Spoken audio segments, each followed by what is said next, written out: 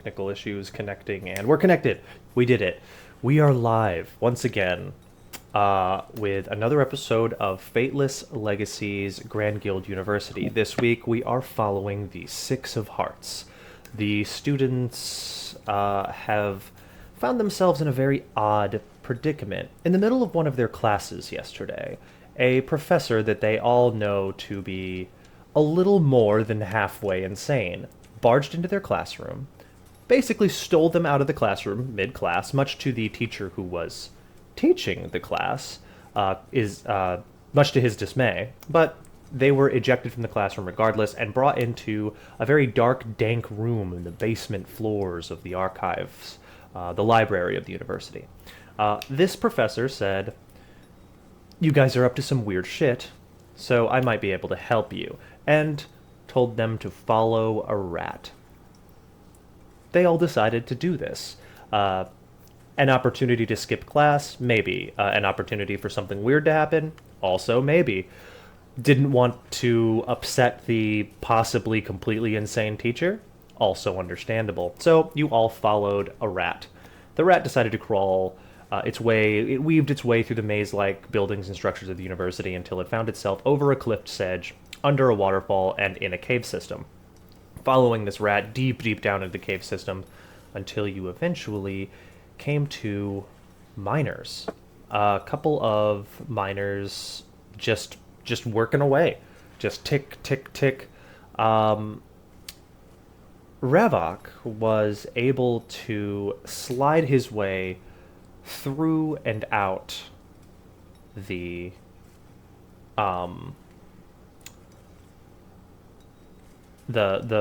the view of the miners, just slipped on past them.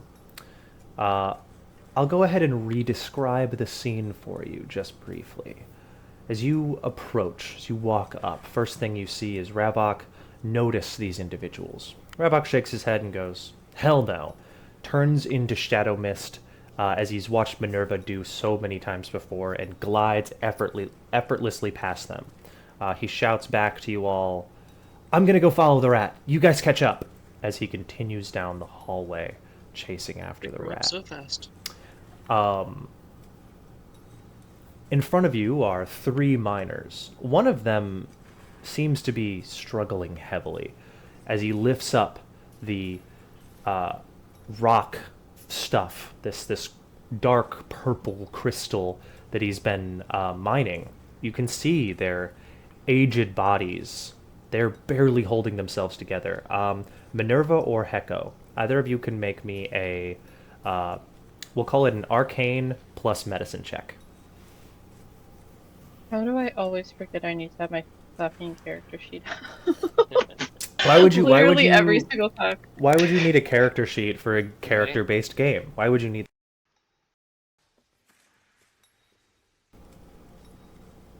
And given the nature of things, you guys can just roll physical dice if you want to.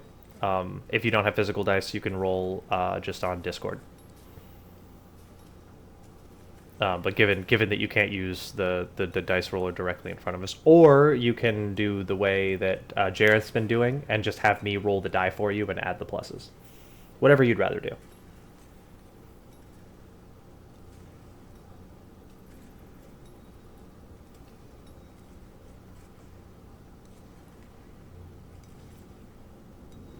I suddenly cannot... Oh, what the hell?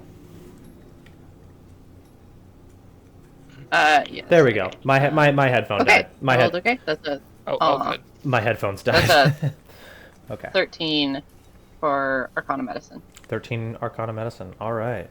Yeah. 13's really good. What was yours, Minerva? I didn't hear that. My headphones died.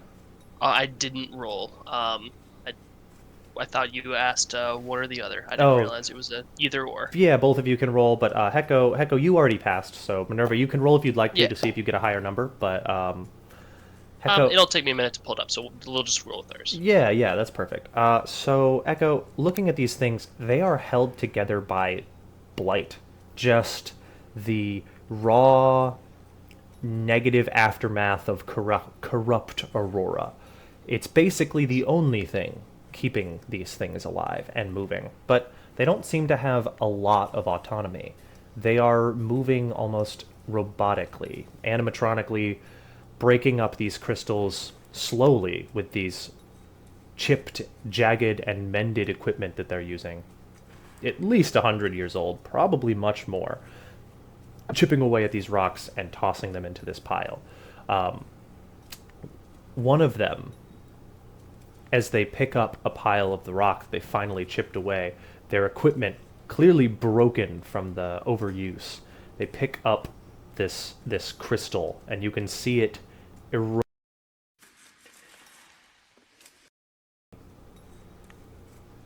Sorry, your audio went funky there for a second. I noticed. Yeah, can you repeat that? Yeah. You can see their hands, their body starts to erode, starts to decay and chip away as they pick up a piece of this crystal that they've chipped away. One of their hands crumbles almost all the way off. They look at the other one, and you see Happen again, buddy. Yep, I know. I don't know what's wrong with my headphones right now. They are glitching. Here, let me try something. Technology. Isn't it the best? Connect. Just connect via Bluetooth. Do that for me, please. Do it! Okay. Couldn't connect. That's fine. That's okay. You know what we're gonna do? We're gonna just... Give me 1 second, I'm so sorry. That's You got okay. a integrated laptop, mic? Yeah, I'm just gonna switch to that.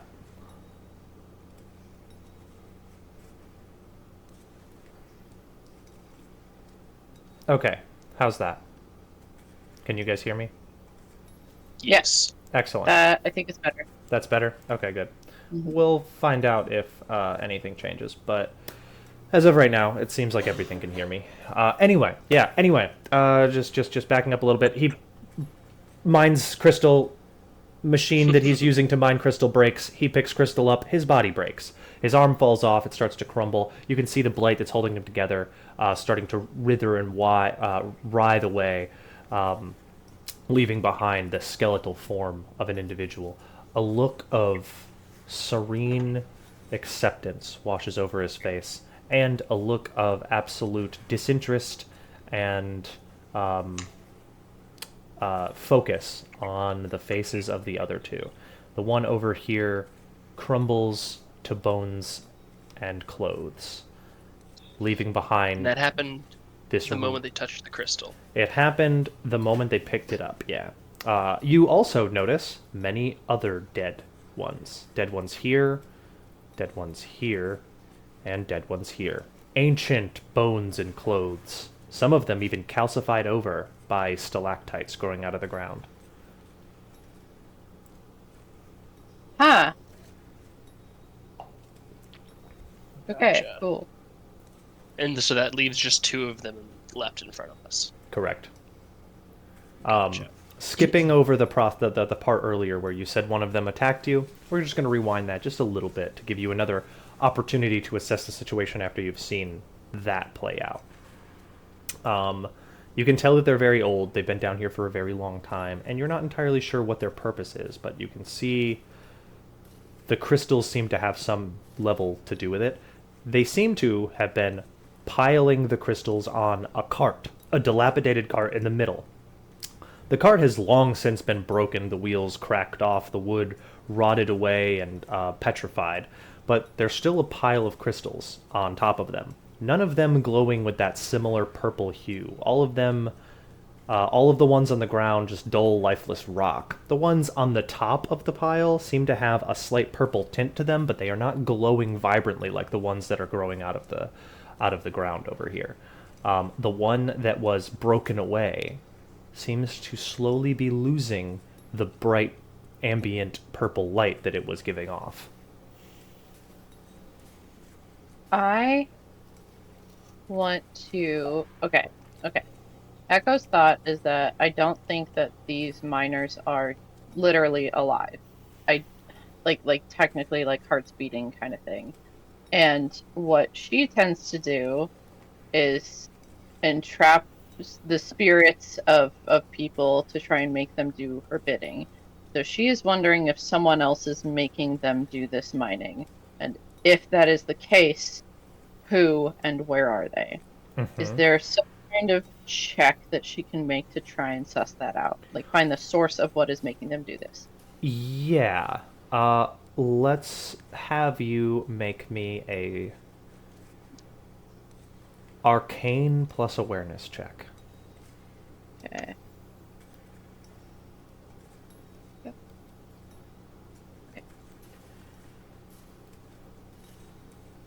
Okay. 10 even. 10 even. Looking at these things, you can't even really discern the type of magic that was used to hold them together. You don't have anything powerful enough at your disposal to keep them going for as long as they've clearly been going. You don't know what could have done this, but you know it's something pretty powerful. But it's not something that had any intention of keeping these things, in any way, shape, or form comfortable while they did this. This was clearly either a malevolent being forcing them into servitude, or this could be some form of punishment. You've heard things of gods doing similar kinds of punishments to people, keeping their minds intact while their bodies continued to labor.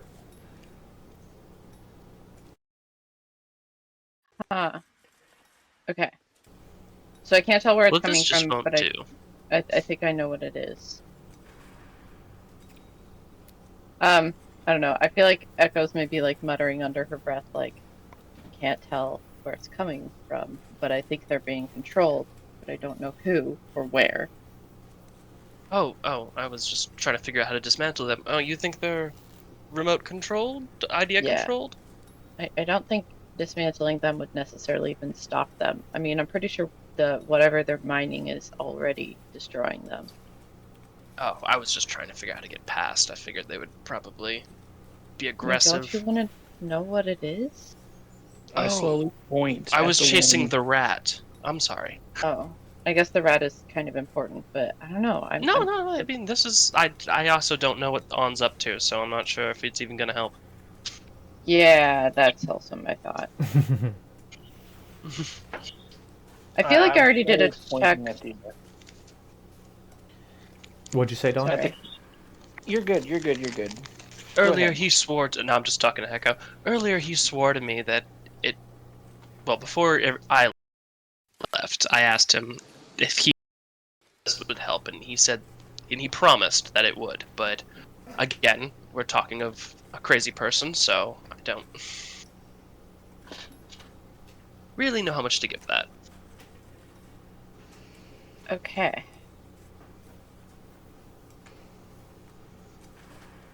Yeah, I mean, I never know how much credit to give on, honestly. Sort of a wild card. But you knew that. But as for the robots, Yeah. Or, I don't know, golems, kind of? oh yeah, that's right. I did not see the robotic part of them, so I guess auto miners. So the Yeah. one that collapsed away, Yes. Like- picked up the crystal and kind of collapsed under its weight. Was it obviously collapsing, coming apart because its spell was finally fading, or did it actually struggle to bear the weight of that, which just caused it to disintegrate and perhaps free from whatever the spell is? It looked like I'll just give you a closer description. It looked like it picked up the hammer and swung it down hard. The hammer that it was using cracked and shattered as it hit the stone. The crystal cracked off of the wall and fell over.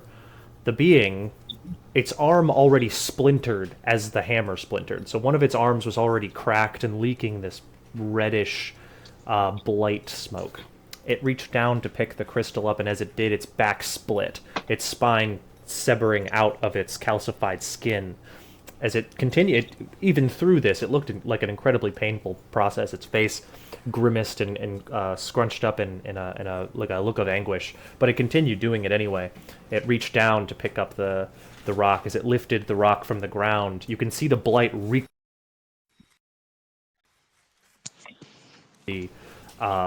from the purple gem, and the blight, as the blight recoils away from the gem, its body starts to dissolve.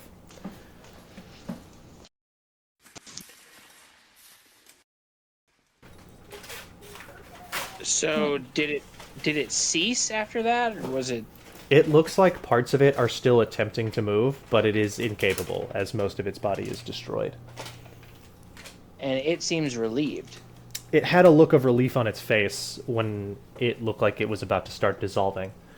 But now it continues that its face continues that look of focused determination, but it can't really move or do anything except kind of twitch. I'm gonna kind of point to that one on the ground, the extra struggle, and say, doesn't it look like we should set them free? I don't think they want to be doing this. Oh, certainly. If destroying them sets them free, I'm all about it. I need to get from point A to point B, and I'm pretty sure they're going to be opposed to that. I don't think they'll resist, but they may be made to fight back. Let's try to be, I don't know. And I look at the one on the ground. Humane? Are you asking me not to destroy them? I think Let's she's make saying sure they to... don't suffer. Chip nods and points at you. That. Yes. They've Sorry, I clearly couldn't hear. Was able to hear that audio. Chip just agrees with Dawn. Okay, cool. I mean, I don't know. Don, can you tell what the crystals are? Whatever they are, they're like the way that they're eating them apart like that. It's like they them. You know, they say there are crystals which house aurora. Maybe these are something else. Maybe whoever has them here toiling away really wants whatever these are for the same reason that commerce demands aurora. Well, it doesn't look I- like maybe it's it's doing a something great much job of worse. storing them. I'm trying to figure out why someone or something would compel these creatures to mine them. I don't know, what's so good about them? Where are they going? Why? You have to be Why do they brave want enough them? to try, I guess. Oh, I'm Maybe- not touching that. I mean, I'm already, I not do traditionally like a very alive. awkward side eye. Just looking around, can I roll a some sort of awareness in order to determine if I can see if anyone comes in and out of here to gather up these rocks in any way, or if they've just been sitting here forever Yeah. and no one's come by to pick it up? Mental or focus plus awareness. Mental or focus plus awareness. I'll also let you do, if you'd rather, science awareness, but I don't think that'll help you very much. Yeah, not me. Alright, so let's get remember how to do this. It's exclamation point. Whoa.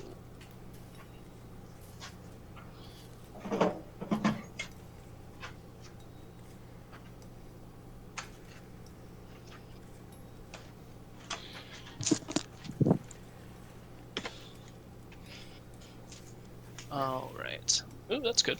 Alright, and 11? 11's not bad. Looking around, you are positive that the only things that have come through here in a very, very long time, at least 100 years, at least, probably much longer, are rats. You can see Gotcha. the obvious tracings of rats. There are actually lots of rats on the walls And the ceiling. pile of crystals in the middle is still glowing, No. right? Or are they all dimmed out? They are all dimmed out. There are maybe a small handful that still hold a purple hue, but they do not emanate light like the ones that are growing out of the ground. They're not collecting them, Dawn. No one's come by to pick them up. Whatever reason they're having them is just to destroy these crystals. Whatever's glowing inside them is being released or destroyed. Is it someone's forgotten? Maybe. Either way, and I kind of start to limber up. I'm prepared to put these guys out of their misery. Certainly. I Let's just be quick about it, I guess. Ravok's already gone. I don't know if well yeah no yeah that would be good. Since I have a spell that is specifically designed to harness spirits and make them do my bidding, can I try and basically reverse engineer that just as a mass spell against all of these guys to release them from whatever task they've been cursed Yeah. to do? Well, how many iris does that spell usually cost? That's a really good question. Let me look. I think it's a lot. 3. Okay, so the base of this is already 9. To add additional targets, it'll increase the check by 1 for each target, and then, so it's 6. The check goal is 12. You can attempt it, but a failure means you waste the iris, and you do not succeed at casting the spell. I don't have the iris for it, unfortunately. Oh, so you- I think yeah. we're gonna have to do this the old-fashioned way. So you need at least 3 to be able to do it. Yeah. Yeah. You're out What of do you need done? You're out of iris? Well, no, I'm sorry. Did you say 12 iris? Or No. maybe I Your check misunderstood your check goal is 12. You have to roll to attempt to even Oh, manipulate okay. the spell. It's still going to only cost the same. Yeah. It's still only going to cost 3. Gotcha. Yeah. Yeah, no, I can do 3. That works. No, I was confused. I'm sorry. Okay. okay. Yeah, I would like to try that. What am I rolling? You're going to roll a arcane plus creativity check. The check goal being 12. Okay. Well, I gotta put some into creativity. The next time we level up in 200 years.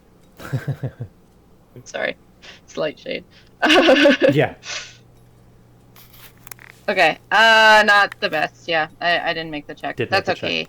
okay. You try to weave the spell in your hand. You pull the aurora out. The spell weaves in the air, but you're not really sure what to do with this spell. Like, you've been casting it just so naturally for so long. Attempting to manipulate it or change it is a very wizardly thing to do. You just do not possess the training to do such a thing. The spell Yeah. breaks and disforms in the air. Roll the iris. I'm gonna try to catch it. Okay, yeah, sure. I want Echo. I want you to still roll the 3d4, or the 3. I mean, just the Iris. aurora. I'm not the spell necessarily. I have aurora manipulation, so Oh, I'm gonna no. try to just I know. capture the energy. Okay, cool. So something further bad happens when you fail to creative cast a check. So Okay. Echo, roll the iris really quick for me. Just I just did a total of 7. Did you roll All any 1s on the No. dice? Nope. Okay, you're fine. If you roll a 1, you take 1 damage. That's all. Oh, noted. No, it's not. Okay. It's not that crazy. But if it's the more iris, the more chances for 1s, the more chances for taking It blight is damage. blight damage, which can't be healed magically. So that is Correct. a problem with that. It cannot be Yeah. healed magically. But yeah, Minerva, go ahead and attempt to absorb the aurora. There's 3 iris worth of aurora, 3d4 worth of aurora in the air. Annoyingly, I had this pulled up a minute ago. I just gotta pull up what the check is, how it works again. I had the It's page a like second ago, but it's like it a reset 10, itself. I think, to if you want to refill like a shard, or you can just refill 3 pearls. It's whatever you want to do. You've got Yeah, it's a arcane plus focus check for me. That's what it is. Oh. With a goal of 6 plus the potency of the die. Cool. and Okay. the So I'm trying to beat at 12. It looks like to get to hold a shard. Is that about how much energy is here? A shard worth? it's about a shard. It's actually a jewel's worth with the Oh. 3. But you can choose to just do less. You can choose to Yeah, attempt to do a I'm shard. not gonna risk that. That's too high of a check that I might mess up. So Yeah. we'll stick with a shard for now. Yeah. Maybe, like they said when we level up in 100 years, I'll start trying to catch some jewels. All right.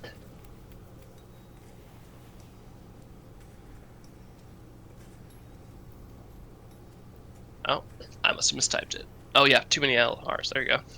Too many numbers, too many letters. Yeah. I'm realizing. Oh, mother fricker. Okay, there you go. You failed. Oh, I rolled a 1. Oh yeah, yep, yep. Yeah, So yeah, the total on that's going to be a whole lot of. Well, I mean, it's still a 7 actually, but that's still not. Yeah, that's not horrible, but still a fail. You reach out towards it and try to draw it in, and it just doesn't. It doesn't react the way you had hoped it would. And you do not refill the iris. The iris just disappears in the air.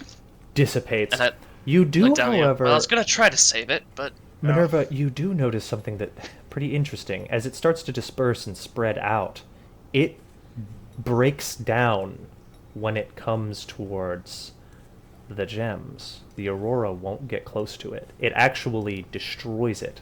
Aurora almost is never destroyed. Sometimes it's corrupted, sometimes it changes form and shape. You've never heard of it getting destroyed before. It literally destroys it. It burns it away, leaving nothing behind. Oh. That's weird. Definitely. Anyway, trying to remember. Crap. What is Alex's character's name? Oh my god, my brain is so Varen. bad right now. Varen. Oh my god, Varen. Do you think you could make a case or something that was to be able to hold one of those? He raises an eyebrow. Like, right now, I mean, he just, like, looks around. He picks up, I mean, like, I don't want to touch it. I think that would be a very bad idea. But I mean, we live at a school. he is, like, looking around somewhat frantically. He picks up, like, a couple of different pieces off the ground and looks at them. Make a check. I'm just gonna give him a blade base +3. I'm sure it's higher than that, but 12. He creates some kind of a just like a makeshift wooden like frame with a canvas sack holder at the bottom of it. He basically makes a large dice bag, and you can iris closure style seal the top of it off with by twisting the wooden panels, bits of metal spin together and close off. We got our handyman. He's like, I don't know how long it'll hold together. It's literally just tied together with rope, but here, he hands it to you. Wonderful. You well, can add when this is over, I want makeshift bag to your to inventory. try to figure out what these things were.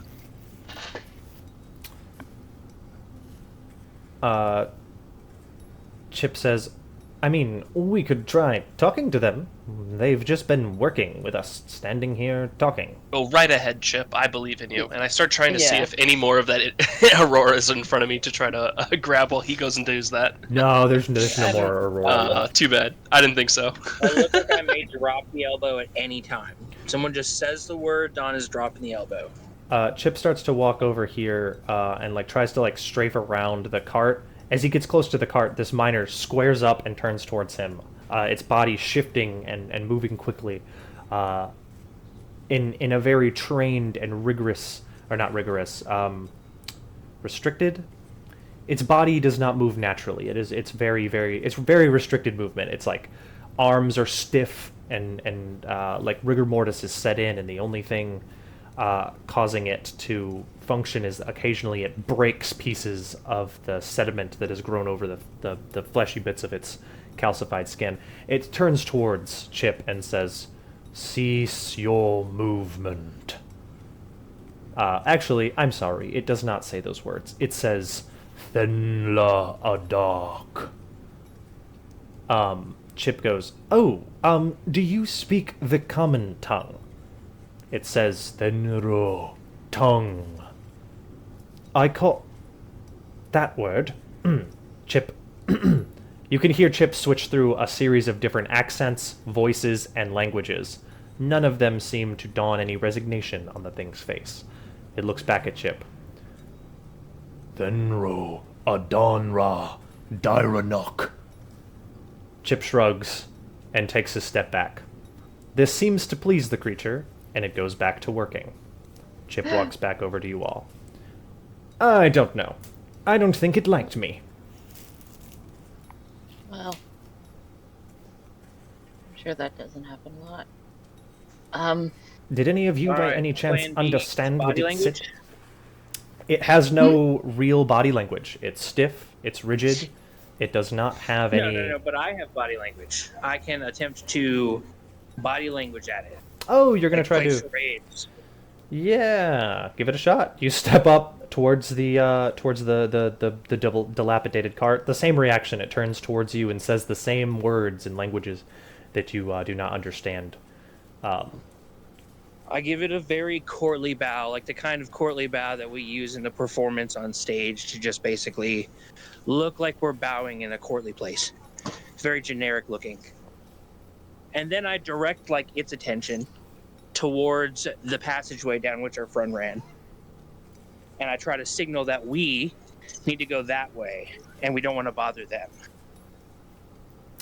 Make me a. We'll call it a social plus presence check. I'll let you do persuasion plus presence if you'd rather. May Minerva have been using all of this as a distraction to sneak as well? Yeah, absolutely. Okay. Go ahead and roll your stealth. 12. 12. 12 is good. It looks you over, it looks you up and down, and says, Dyranok Thoan Tuk Embar. It says a few words that you may recognize, but you still don't understand the language. It did say the Yes. word Embar, which It is basically, could mean a lot of different things. He could be calling you a demon. He could just be announcing just that like, that could be hey, where you're Yes. You got brothers in hell. Is this zombie calling you a slur right now? from. I think he's definitely pointing out that I'm from hell. I'm not positive. You got up too far. You're supposed to go back down. If you got lost, you're supposed to take the next left at. You should have taken a left at Albuquerque. Yeah. See, if you see the glowy miners, you've gone too far. Gone too far. Okay, do we recognize the language? Make me a mental plus academics check. Okay. Now we're cooking with gas. And whether or not Minerva snuck away, do they seem to understand my body language? Or did they just call me a slur? I crit.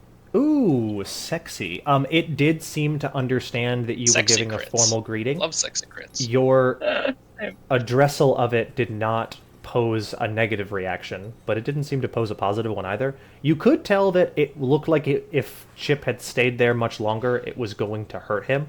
It does not give that same energy to you. It doesn't seem like it's going to hurt you. It does, however, seem like it doesn't want you to be near the cart. Yeah, I understand that much. How much of Embar does it seem to recognize? Again, I guess I'll ask about its body language if it has any. It seems to not have much body language. It seemed to have been more a statement than a question or a concern. It seemed to have just been... It just said the word Embar in a sentence. It could mean so many things without context. Embar has a lot of meanings even with context. It translates to demon. It translates to a location. You could also be using it exclamatorily, like, what the hell? It could mean so many different things. Yes, that's exactly. That is kind of the premise I understood. So I will kind of just turn then away from him, respectfully nod, and then ush whoever is still with me and didn't use this opportunity to sneak away to follow me. Echo, first, Minerva, what was your check to sneak? Yeah. 1 second. Sorry. What numbers? That is. Chip is going to do the same. I'm just going to roll a d4. An 11. Success, odds, fails, okay. An 11. Yeah. 11 is good enough. With the distraction, you glide away, through, out, and around. You end up over here. Dope. Chip ends up about here before he is noticed and blocked off by the creature. Varen does not try to sneak. Echo, you attempted to use your noodle. How good is your noodle? What's the total? A 15. 15 is Is that their total? solid. You recognize the word Dyranok from the history lesson that you were given earlier this morning. A good while back, the world was a very different place. Roughly 1,000, maybe more. Probably more like 2,000 years ago. That's like as far back as Telling me recorded history goes, before becoming archaic. 2,000 years ago, civilization started anew. Before that, however, the entire moon that you are all inhabiting right now was subjugated by beings called the Dyranok. Little is known about what times were like before, but it is known that they were not always around. The world was going along, and then suddenly it was heavily subjugated by beings called the Dyranok. They forced mortals to mine for them for about... It is an unknown how long, but it is assumed to be long enough for them to have drastically changed the landscape, the culture, and the species, the literal species on the planet. They are beings that were very powerful, very strong, strong enough to subjugate an entire planet. And then, at a certain point, mortals decided to fight back. They enlisted the assistance of beings from another plane called Embar. That is why we have a lot of demon, devil, and mortal influences on this moon. That's why there's so many Emberkin. We mortals enlisted the assistance of these beings, and they fought off the invaders. The invaders left, and what was left behind is the building blocks of what we now know as Illyria, the world we live on today. But you are now piecing all of this together from the lecture you had earlier this morning. These things were subjugated thousands of years ago and are just still working. They were forgotten. They were left behind. Well, that sucks. Yep. And it's breaking nature. This is those crystals and shit. Oh, yeah. Well, the crystals seem to be growing naturally. They seem to be trying to take them. Or break them. Maybe their intention is to destroy them, to make them stop functioning. I'm PETA for minerals. We're gonna go stomp on these bitches. You stop that. These rocks deserve their chances to grow. Exactly. So yeah, it's growing. It's life. Fuck you. All right. Those rocks glow for a reason. Unfortunately, Chip had failed his stealth check, so he's going to get one more chance to try and talk his way out of a death sentence, and he fails. The creature holds back its pickaxe and swings it down at Chip, who Damn it, Chip. lets out a confused yelp.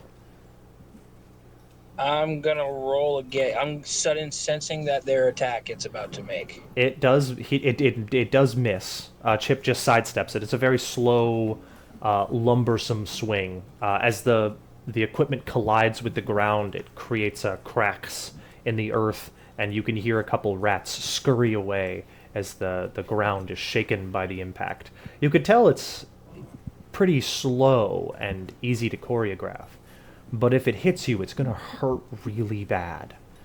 I need everybody. See, that's the thing with Chip, is that because he's got like a 50-50 like heads or tails success rate, you just gotta always make him be doing like the most high tier shit constantly. Because if he's gonna fail, you want him to do like not negotiate himself through a minor. Because Right. I love him. Yeah, we have to like figure out how to make him just constantly be trying to like, I don't know, get us like the best things constantly. Because he's just got a 50-50, right? Yeah.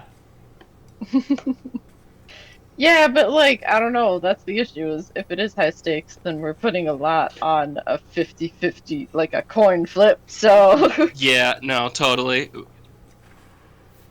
Although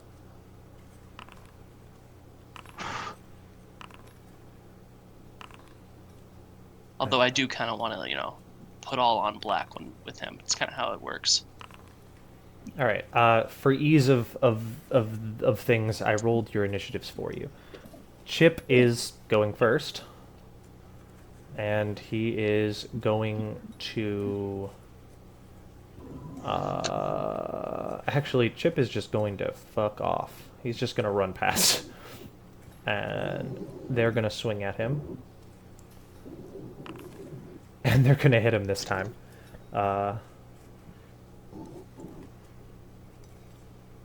Dealing 7 damage. You can see as it hits Chip, it staggers him. He stumbles to the ground, rolling just out of the way so that it doesn't smash the lyre on his back. And he takes it in the shoulder instead.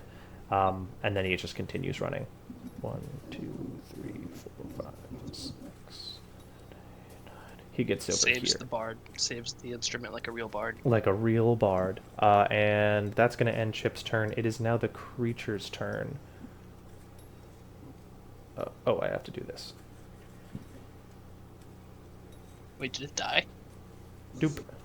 I think I accidentally killed it, yeah. How do I That's actually a really cool animation. I hadn't seen that yet, where it just goes dead. It was pretty cool. I haven't seen it do that before either. How do I unkill it? I was on the Discord instead of the... There we go. I unkilled it. Oh, the stream, yeah. There we go. Missed it.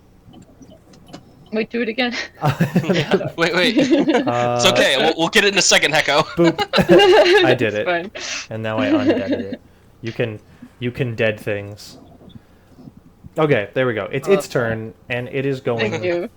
Oh my god. to approach Dawn. I love deading things and also undeading them. That's almost my entire personality. It says with a heavily leadened voice, you can see that its mouth... Your audio went kapoo. Oh no. Love you, Dylan!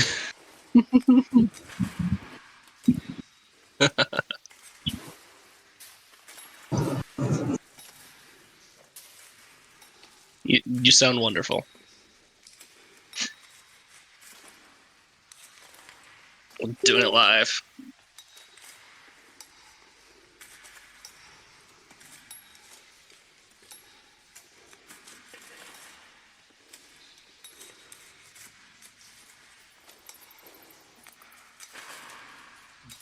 burdened with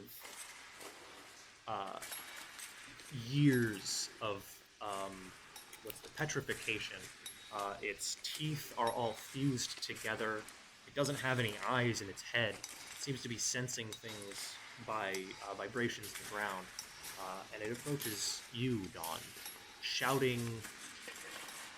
You don't even think you'd be able to understand it even if you spoke the language, but you can tell it's attempting to form speech. But what comes out is just... and it swings on you. Damn.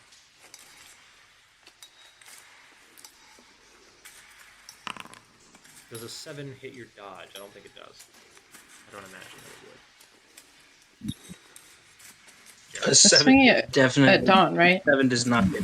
It is swinging at Dawn, yeah. It fully misses, swinging heavily. It slams it down onto the ground as you sidestep it with relative ease. As it looks up... I'm going to use an instant action Oh, okay. to enter my rakish stance. Yes. Were you already in the kata? I was last game, but maybe not since we rewound. That's allow it. your. I'll allow it. It's okay. That's your call, man. Yeah, I'll allow it. You enter Rakish Stance. As an instant action. It takes its next attack at you. Rather than swinging on you with this heavy weapon, you can see out from it the layers of almost like a carapace that has grown over this thing, carapace of its own hardened flesh. You can see it start to crack open between like plates of fused clothing and pieces of like leather, armor, and apron bits. Red blight shoot out of its chest at you. Damn. in a cone, but it looks like nobody. There's a rock here that would prevent Baron from getting hit, and you are just out of reach, Echo. So it's only going Nice. to be hitting Dawn. 14. 14 would normally hit me, but with the +1 from Rakish Stance and him missing me, 15 is my armor class. Oh, that's Or beautiful. my dodge bonus. Yeah, your dodge. Hey, Noise. You step out of the way as this rain of blight spray splatters the rock wall behind you. And that ends the creature's turn. Is it like a gas or a liquid? It's like a liquid. It actually looks kind of like a solid Nasty. at first. And then as it splashes against the wall like a liquid. It looks like it started out as almost like tendrils coming out of its chest, but as it hit the rock wall, it splatters and splashes like a goop, like a gross goop. Minerva, you're next. Yeah. Okay. Cool. So this one right here. Oh, that's right. I can't click. That's not going to help. So the one that didn't just spray on Dawn, but the one that's closer to me. Correct. I can probably reach. I don't know what the distance is. It's kind of hard to see the lines. How far am I from that? It's only like 3 meters. It's not very far. Okay. Cool. It's 3 So meters I with will. with a drop off around the edge, but it's still only 3 meters. Hell yeah. Okay. So first thingamajig. I'm gonna throw Sadistic Observer as a free action on the one that Dawn's facing. Mm-hmm. Just because, like, you know, it's gonna be taking some hurting. It just spat at Dawn, which, you know, we know how this goes. That's true. Now let's see. As for this guy, we're gonna be hitting him with, I think, some Death from Shadows is in order. hell yeah. So, Mr. it up. Dylon, if you could move me up behind our friend, Yeah. and I'm gonna hope and pray. Actually, am I capable of doing a Swift Strike at the same time as a Death from Shadows? Is that possible? I think Death from Shadows doesn't require action economy. I'm gonna think it just double check specifies that that you so I'm must not like be- doing something I'm not supposed to, but if I can, I'm gonna. Search Death from Shadows. While you're doing that, I'm going to look up Swift Strike. To the start of your next turn, your move is doubled. You may add your acrobatics if it isn't. That Swift Strike also takes no action economy. So It just I think these... resources, right? Yeah, they're just both burn stamina. Yeah. But my stamina's maxed out, so let's do it. All right.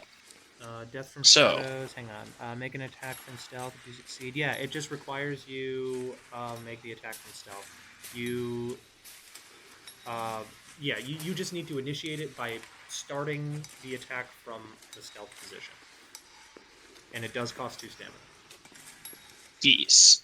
All right. So with Swift Strike, I'm going to add my acrobatics as well to the total. So that is going to be light melee, 2, 4, 6. So 12 to hit. 12 to hit. 12 will hit. Sweet. All right. So with the Gloom Shade, that is going to be a whole lot more dice. So Yeah. Moonshade and Death from Shadows. Death from Shadows gives you what, an additional 46. 46 damage if the target is killed and perform this technique again at no additional stamina cost. But you don't have anything within range, unfortunately. Yeah, I do. Within my movement. Yeah, you can still continue to move. So it's just a matter of if I kill it. Yep. So guys, remind me. It's roll, and I can just do 1. So I do 3d. You just type it out, right? Type it out, the 4d6, and then. If you'd like, I can roll. Oh, no. No, you're good. I just keep hitting the wrong keys. 46, and then do I hit a plus the other ones, or do I just hit continue, or do I just type it out continuously? I think you hit plus. Okay. Issue being, I don't know if it's space plus or just plus. I don't know if you need to put spaces in between. It worked. 21. plus physical or plus light melee. I don't remember which one it was, but anyway, either way, it's 23. 23, definitely. That's to hit or that's the damage? That's the damage, That's homeboy. Yeah. Nice. Yeah. 3. That is enough. It does die. You can tell that it actually it just is barely killed by this.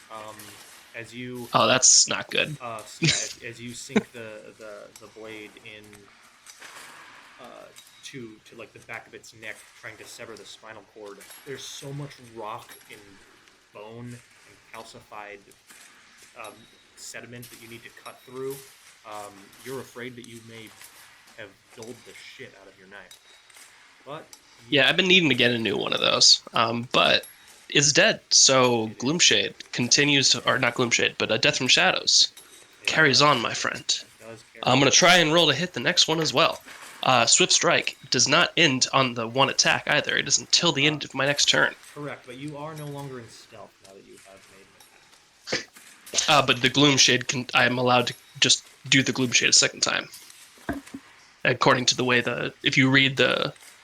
So I'll just read it. The Death from Shadows, make an attack from stealth. If the target is killed, you may perform this technique again at no additional stamina cost. That's correct. Yeah, so can I attack the other one, or has killing that thing gotten me out of stealth? Okay. Yeah. You don't need to read stealth to continue Death from Shadows. Cool. Okay. Bop. Exclamation point, roll. 1d10. Alright, so it's the exact same roll. It's literally another 6 on the die. That will hit. Yeah. Alright. So we'll go ahead and make the exact same. Careful over there, you might rip your shirt with all that fleck. I know, right? I popped off on my freaking stealth rolls over here. Alright. Good shit. 6.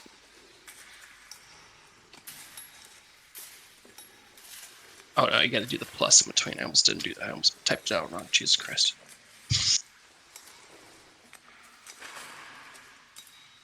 Alright, and oh my goodness, look at it.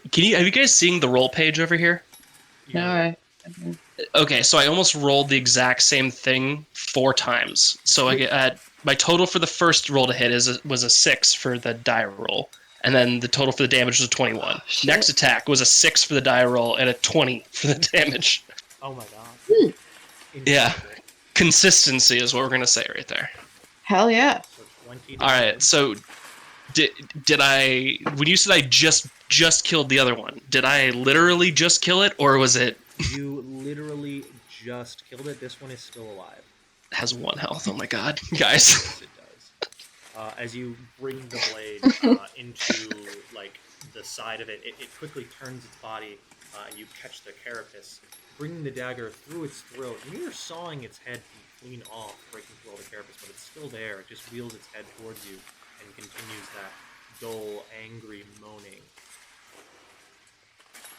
That is the last one, right? That is the last Yeah. one. There's one here that Someone is fucking flick it. moving Like and twitching, but it is not functioning. It can't like pull itself towards you in any way, but it is writhing over here. And then So- there's this one that just. I'm gonna end its life since the whole point of me. Well, it is Echo's turn. yeah. Sorry. I mean, here's the thing. I have a lot of good spells for doing a lot of damage. I don't have a lot for doing small amounts of damage, like just a one-off kind of thing. Yeah. I mean, if it's okay with you, DM, can I just like let Dawn go first? Yeah. You can forego your turn to Dawn. You guys can like just switch places. Yeah. Otherwise, Yeah. they just take the knife out and just stick it back in once. I think it just makes more sense in this instance. I'm not being lazy. I genuinely think it would be a waste of Iris. Like, Yeah, no, that's fair. And I'm sure Echo. I values the intend resources to use my good old-fashioned knuckles, which don't dull like a knife does. You're just gonna Deplete. It does. just give him the old judo chop right to the center of the chest. My fists count as medium melee weapons. They do. Excellent. Rock'em Lovely. Sock'em Dawn.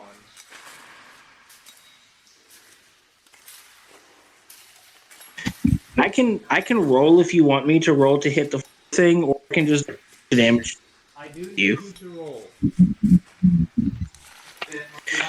Alrighty. I'm gonna hit at least twice. Fuck yeah. Yeah, go right ahead. All you saw was me just appear in front of you and poke a dagger in it. You do it.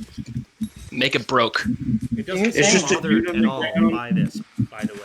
The only reason Tristan knows that it has this much health left is because he knows exactly how much damage he did to the other one. Oh god. Yeah. Yeah, no, I just... you guys literally didn't even see me break the other one, I'm pretty sure. I just appeared up here with a knife in it, and I was like, oh, that didn't work. Yep.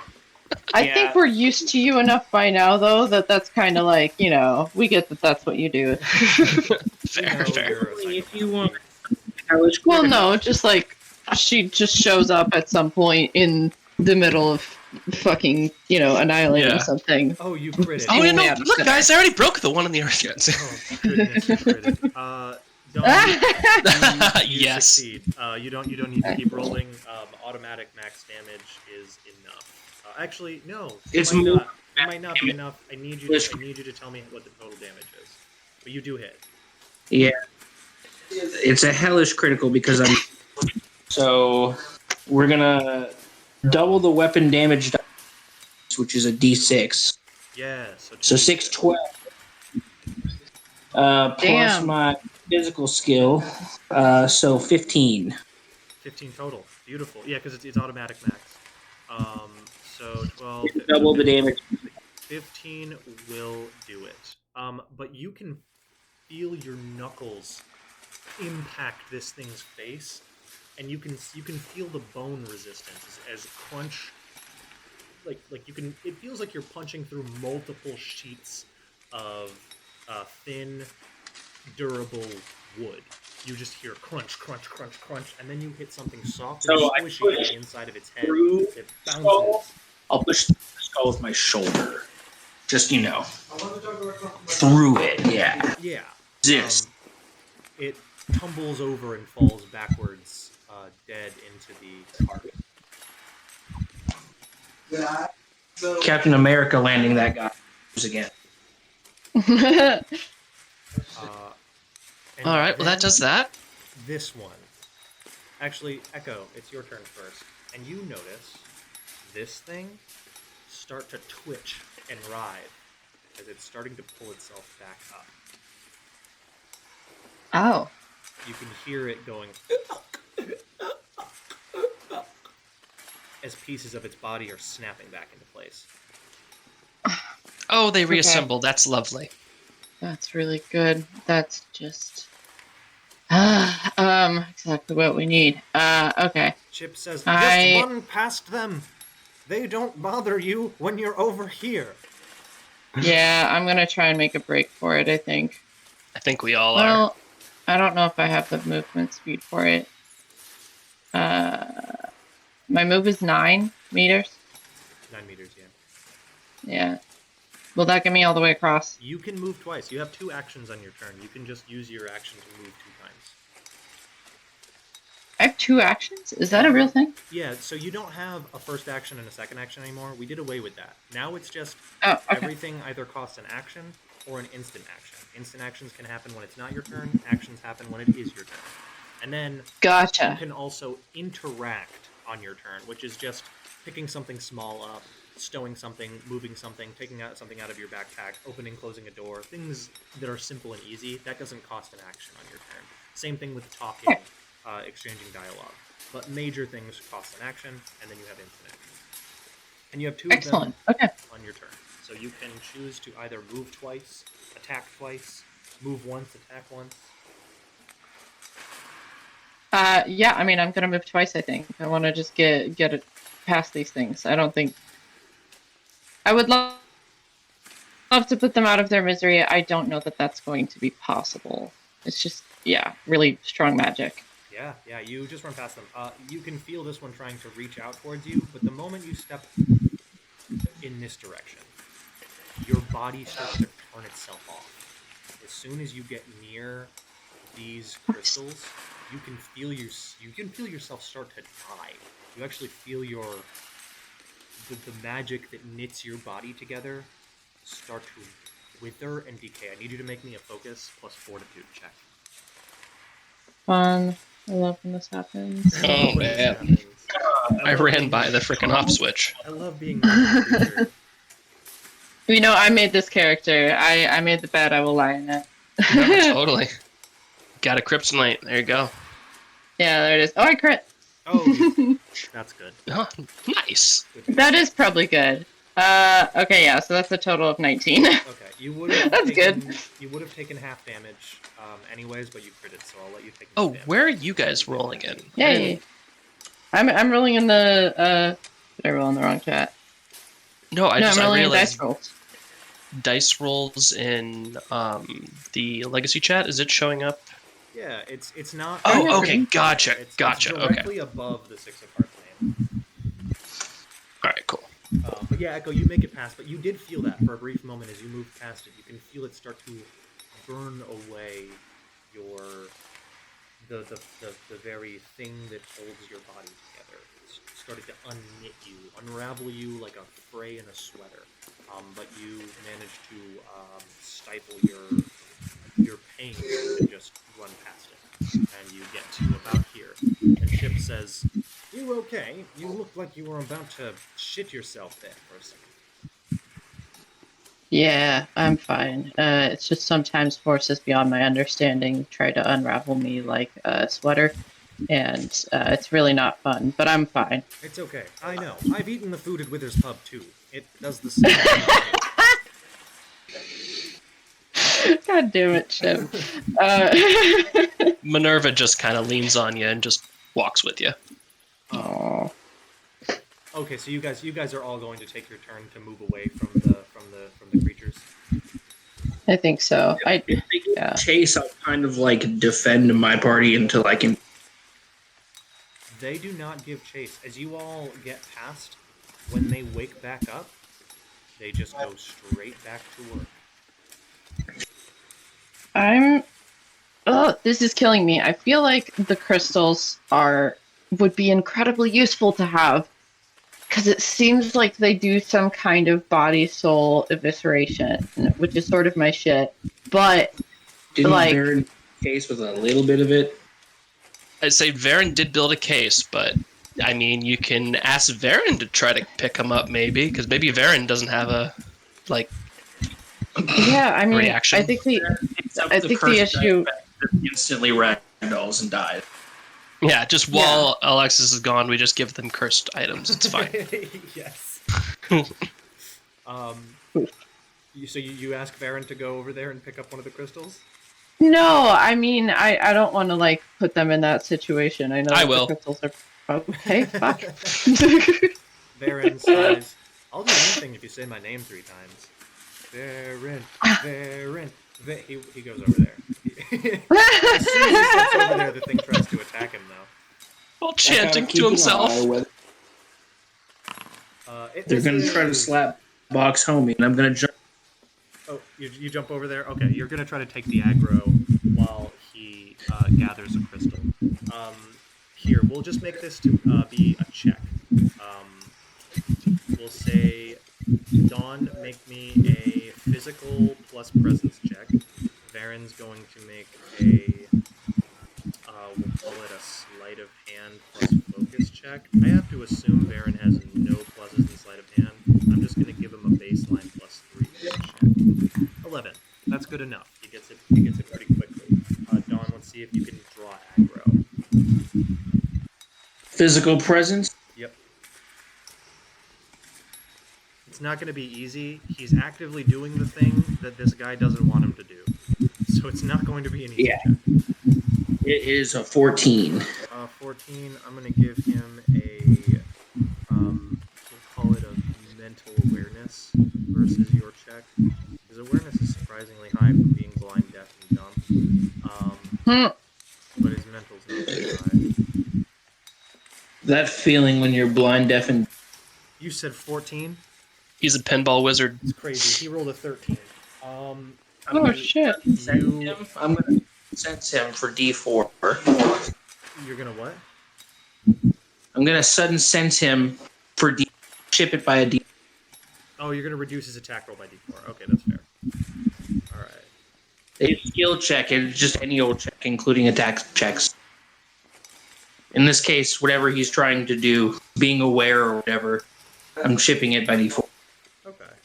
So we're gonna roll to hit minus a D4. By the way, your stance thing only lasts until the start of your next turn, right? So your dodge was reset back to normal. Correct. I think it still misses anyway, even without your minus D4. So it's a total of 9. Oh yeah, that obviously. I didn't think so. I mean, it could have. It would have hit Varen, I think. But yeah, he swings at you and misses, giving you enough time. Play like chick him basically for the next minute or two. Yeah, Varen collects a small piece of one of the crystals that is chipped off onto the ground. It's not a large crystal like the ones that they're mining. It's just a smaller piece of them. I should mention that these crystals sit up off the ground like maybe 4 feet tall. They're huge. Varen has like a sliver of one that's maybe like 3 inches. He has like when you go to the natural ones and they show you like a piece of geode, and then you buy a necklace with a little piece of it. Precisely. After. Yes. As he brings it close to you, Heko, you start to feel sick, like dreadfully nauseous. There's not enough of it to make you feel that like level of impending death, but it does make you feel horrendously sick. You start to get like a migraine. You start to have a hard time losing focus. You suffer the poison condition while within 1 meter of Varen, while Varen has this on his records. Oh. Even in the case, rough. He shows it to you. It is in the case, but you know it's just wood and sack. I didn't know you needed like a magical case. I can't do that. I'm sorry. I don't even know what this stuff is. Okay. Huh. Oh, it's not a shade on your workmanship, dear. It's potent stuff. He holds it kind of away from himself, like he's holding a bag of dog shit that he just picked up off the ground. Forgive me if I'm misremembering. They have a. I didn't catch that. We didn't hear any of that. Yeah, you cut out at the end there. Forgive me if I am misremembering. They have a station here. There is some kind of station. That's all I heard. They have a what station here? Mine cart. Yes. There's a big old mine cart right here. It's dilapidated and very broken. The wheels are all broken off, and the wood has been petrified over hundreds of years of just unused and slowly being dripped on by mineral water. But it is overpiled with rocks, dull, lifeless rocks with a couple purpley tinted ones on top. Yeah. This might just. And Ravok is probably desperately confused. It wouldn't be new for him, that is, but I'm sure he's waiting for us. Chip says, "Yeah, I love this place so much. The stench of mold and calcified flesh. Really one of my favorite places I've ever been. But we should Yes, Chip, we get it. Lead us on. Okay, well, forgive me for investigating the incredibly powerful magic here. I guess it's not that important. Sure, let's go. We got a souvenir. We'll just put a pin in that one, I guess. Yeah, just, come back to it later, I guess. We'll just add that to the to-do list. I already have one a mile long. I'm sure it's not important. I can already tell you, I'm not going to remember where this cave. I'm being facetious, Dawn. It's fine. Yeah, I say indignantly. That's Echo's point. It's like, while we're here and not forgetting about it, as we often do, let's figure out the shit. But no, it's fine. It's definitely. I think we've done what we can. Baron got enough to wear. I think they're gonna make a pretty sick pendant of it or something. Yeah. I don't know that that's a good idea. I would prefer Can't be that they friends didn't do anymore. that. Someone type in the chat +1 cursed item for Varen. Yes. With no context at all.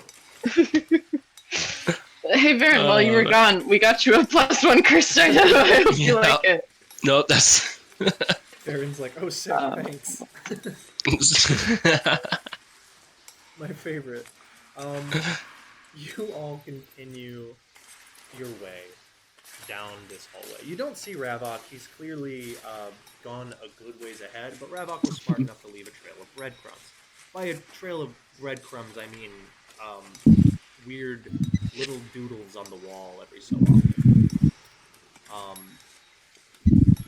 It's usually just doodles of you guys. Cute little Ravok drawings of what you guys look like little cute chibi faces and the like. As you continue this long, arduous journey up the hall, up this path, it winds and narrows and weaves in different directions, but eventually you start to hear squeaking, scraping, and chittering, just gnawing, gnashing. And this continuous, maddening drip of water. At first, it's near unnoticeable, but then it gets louder and more consistent and direct, and it hits the same note every time at the exact same time. You're not sure why this is such a maddening sound, but it is. I need all of you to make me a mental plus fortitude check. That paired with the constant gnawing, gnashing, and squeaking of rats. Cool. Lovely. Mental fortitude now. My whole short story senses are tingling.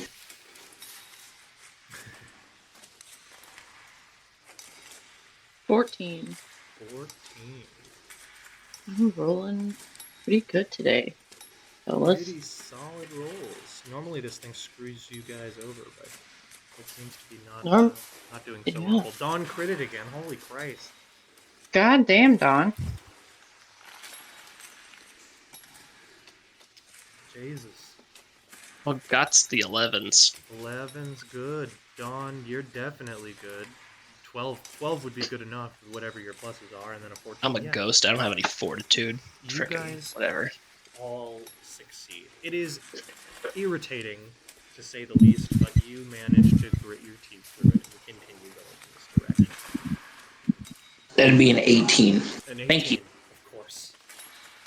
Perfectly fine. You would have just lost Murray, but you're okay. You continue the long, arduous journey down this tunnelway, till eventually you start to see the remnants of very old masonry. Chiseling on the wall, the slow transformation from naturally formed cave wall to meticulously crafted brick lay and like limestone carved into the sides. You come through a hallway with multiple figures carved into the stonework on the walls. Figures that resemble historical figures. You know, folk from very long times ago, long past. Some of them you may recognize from history books, but the names don't necessarily matter, and none of you are archaeological majors anyway, so it doesn't really bear any weight to you. But continuing farther down this hallway eventually opens up.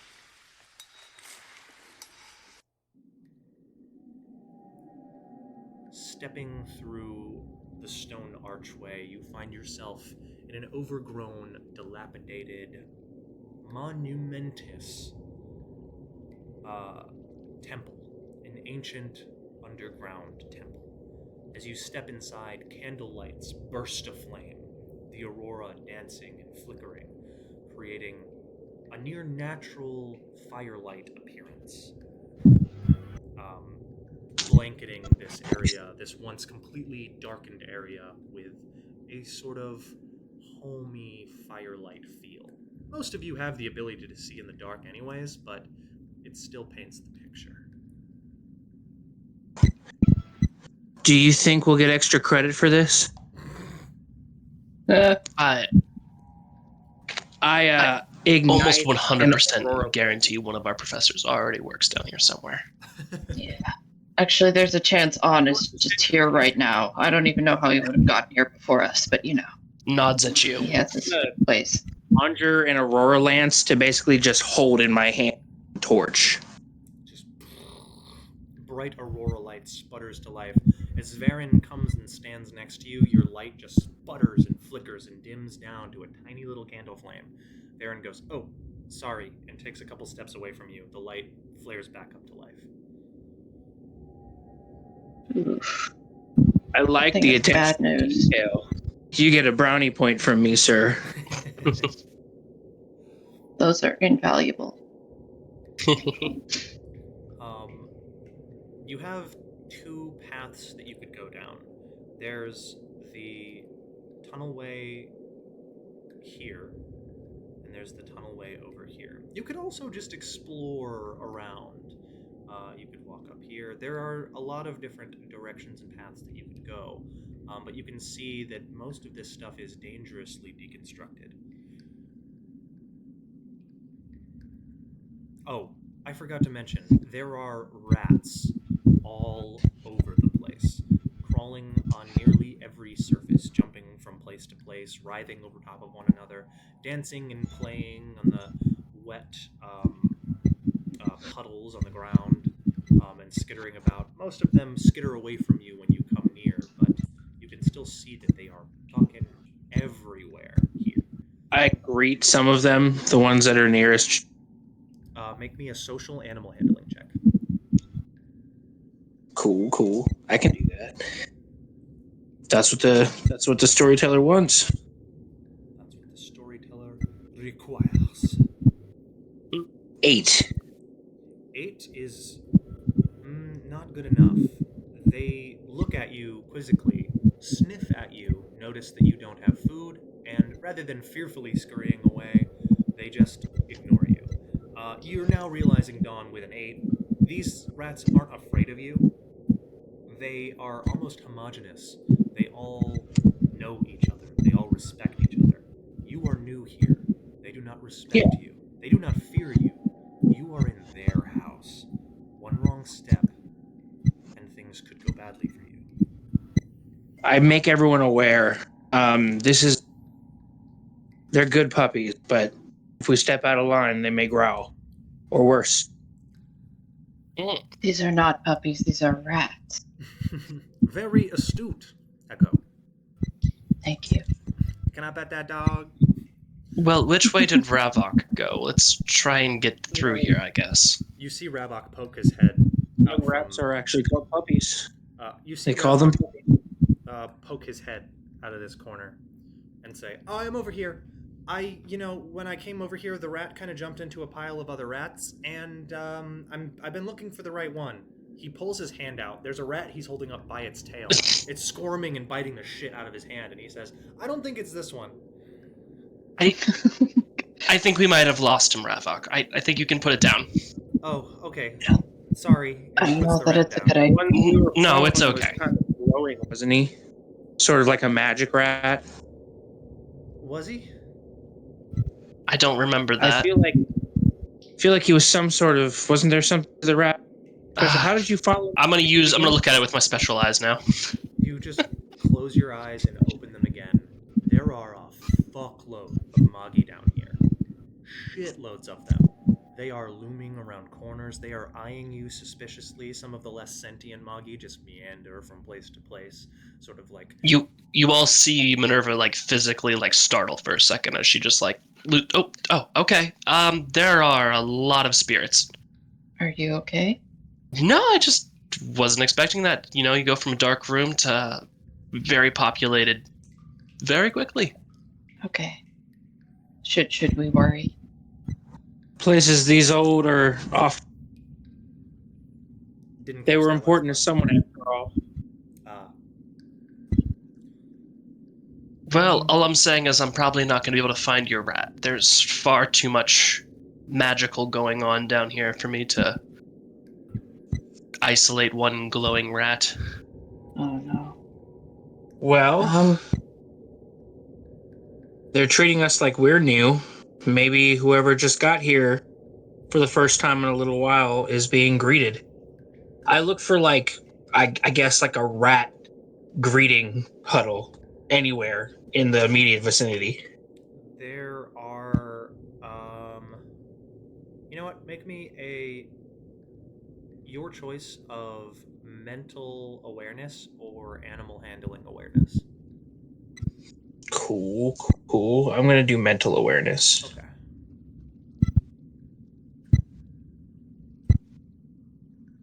I'm not the rat whisperer, although I'd like to be. You know, I think we all want that right now. It's 10 even. And even looking around, you do see an area where the rats seem to be doing something. There's a, what do you call a group of them? Is it like a friendly of rats? A mischief of rats? A mischief Maybe? crows. But, The same as a group of humans, an infestation. An infestation of rats. You might actually be right. That might be the term, but that feels so insensitive to rats, to rat culture. Yes. No, I It's took a kind of quote, mean Mr. to the Pope. rats, yeah. I'm gonna call it a council. You see a council of rats that seem to be doing something a little more than just jumping over each other, playing, and occasionally getting into small spiffs. They look like they are actually having some kind of a meeting. They are gathered in a perfect ring-like circle around one another. I'm gonna approach them pretty straight on. Most of them Big slither away from you, the ones that don't seem to be involved in this congregation, and one of them looks up at you. It looks at you with knowing eyes. Then it gives a mask of irritation. I don't completely engage. Its hackles go up. It looks like it's about to lunge. It wants you to leave it alone. I very awkwardly scoot back, maybe like half a foot, as if to be like, oh, yeah. For now. You keep cutting in and out. Oh. Hmm. Okay. I have to try to piece together what you're saying with the constant in and out of your words.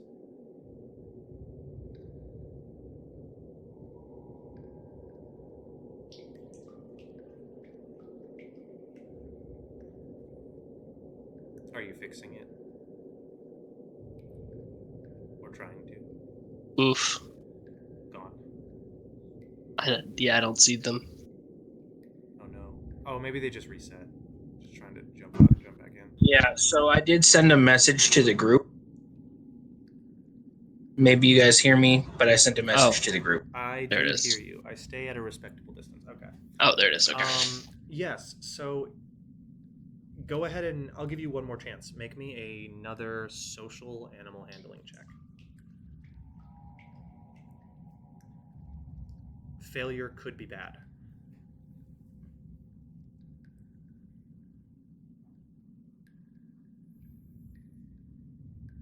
I only have so much aurora. There's only so much fire.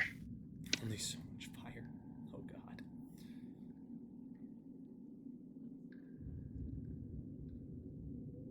All right, that's an 11. An 11's not bad.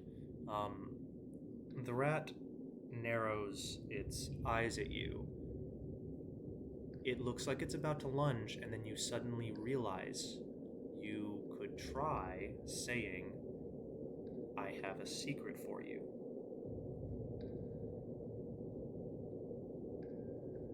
Haha! I hold my hand up and pat the party.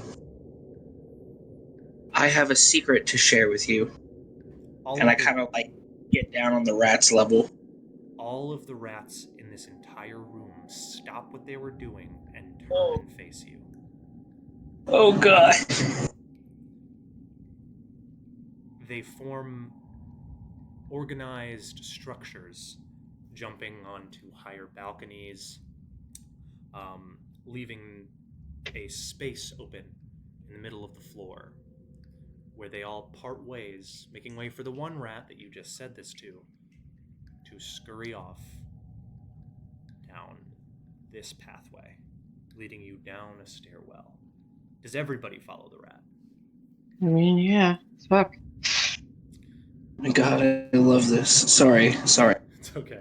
No, I mean, it's cool. I had an involuntary bodily reaction to the concept of a room full of rats all turning to face us at the same time. That didn't feel great, but No, it's you're cool. good. Thank you for describing that for me. I got pulled away from the frickin' TV for a second. Apparently, at the worst goddamn time. Sorry. Yeah, no, that was deeply upsetting. Alright. Yeah, Cool. cool, but deeply upsetting.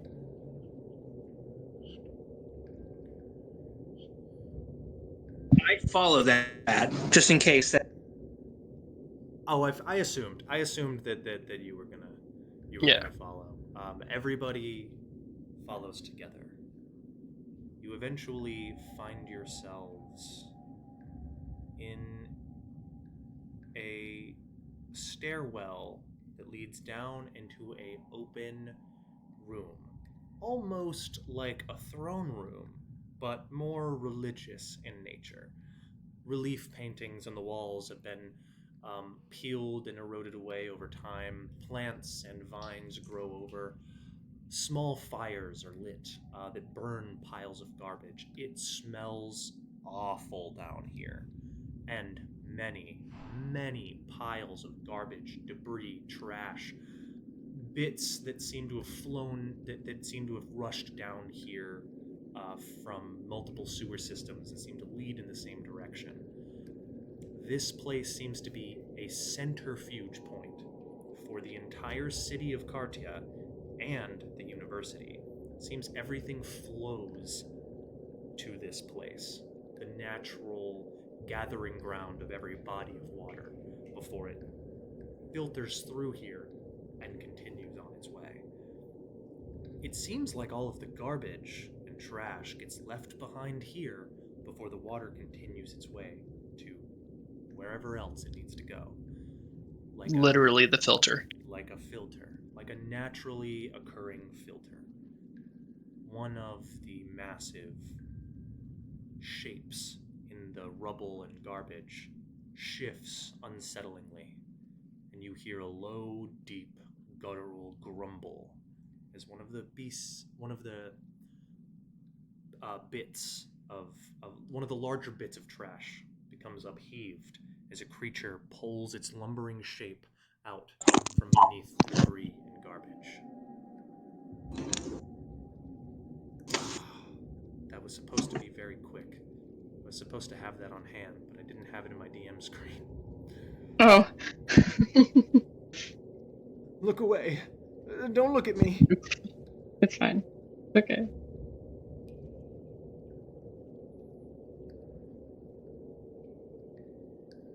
Don't look behind the curtain. This creature pulls its form out from the garbage and leans its head to look down at you, Dawn. It says, "Greetings, child." As it speaks, a dissonant sound of many rats squeaking in unison, creating a similar series of syllables and phrases. You have come to the lair of the Rat King. Deliver me your secrets, and I will reward you with a question and an answer. Gulp. I kind of look around at everyone, and then I step forward since I'm the one that said I had a secret. But I make eye contact with everybody else. It's like I'm not sure what's going on. I look like that kid that just found out the 8 clown exists. Echo just shrugs. We don't fucking know. We're asking who attacked the tavern, Dawn. Yeah. I'm gonna try to approach this thing, and I see if up to its head mass to whisper in its ear. You Ear? stand. Yeah, it does appear to be an ear. It looks kind of like a rat dragon, like if a rat and a dragon kind of made a baby together. You stand roughly like if you were standing straight up, the top of your head would probably touch the top of his nose if his chin was touching the ground. Rat Dragon would be a killer name for a punk band. That's all. Just continue. It would be a killer name. So would King of Rats, honestly. Yeah, actually, also, it's slightly different than Rat King, which is a different thing. It is The filter, there's so many, yeah. Yeah. It looks at you with expectance in its eyes. Its hot breath, as it exhales, billows your hair and clothes. Leaning in to whisper in its ear, my mom told me never to. I am the child of the Umbaran Lord of Chaos and Infamy, Memon. And I'll tell you something else. I think he's still alive. And I kind of look for, like, dragon rat eye contact with it. It tilts its head from side to side and it says, "Is that your question, child? I have an answer." Oh, that's my secret. Fuck.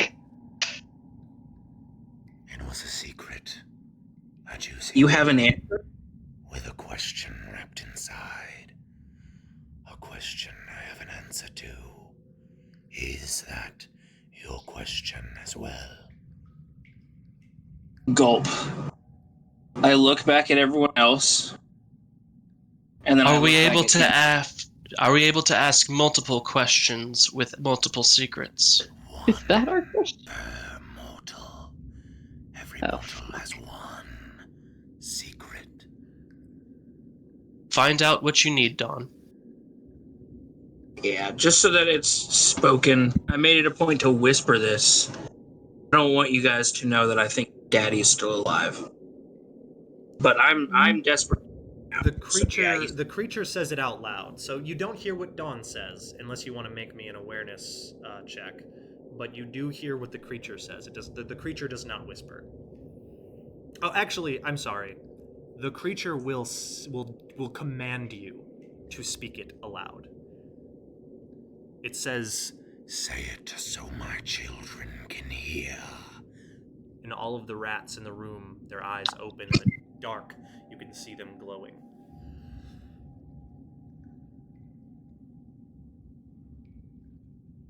it's gonna be a little more cringe the second time. It's okay. You don't have to actually say it, but does Dawn say it aloud? Yeah. I turn out to the party and I say, "This is the name of my father, and I think he's still alive somewhere." And then, yeah, I'd like if he'll give it to me. He leans in close to you. He takes a look of you, a long look of you. He seems satisfied with whatever he sees and says, "Your father lives in bars of blood, in cells of death. Your father breathes the Umbaran air."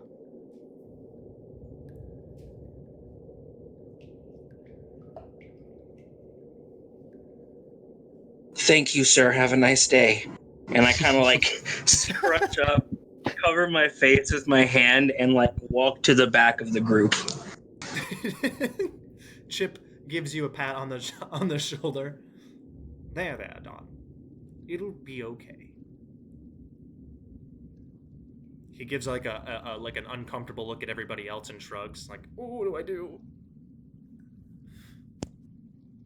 You're asking the wrong people for Yeah, emotional God. support, and Yeah. I think somebody else should share a secret now. yeah. That's the tough part. I mean, I look down at the ground. I can't think of any things that are importantly secrets, I guess. It looks you over, taking Okay, a deep I think look of at one. you. It looks at you, tilting its head side to side like it's trying to read your mind. I walk up forward. My question is, I want to know who was responsible for that attack on the tavern. I've forgotten the name of the tavern off the top of my head. Apologize. Withers Pub. Withers Pub. The attack on Withers Pub. It looked like it was meant to kill us. I want to know who specifically, and if possible. It tilts its head side to side. It says, Many Where they are. search for this secret. They search now, digging in papers, looking through corpses. Many want to know. Do you have a secret worthy of such a high price?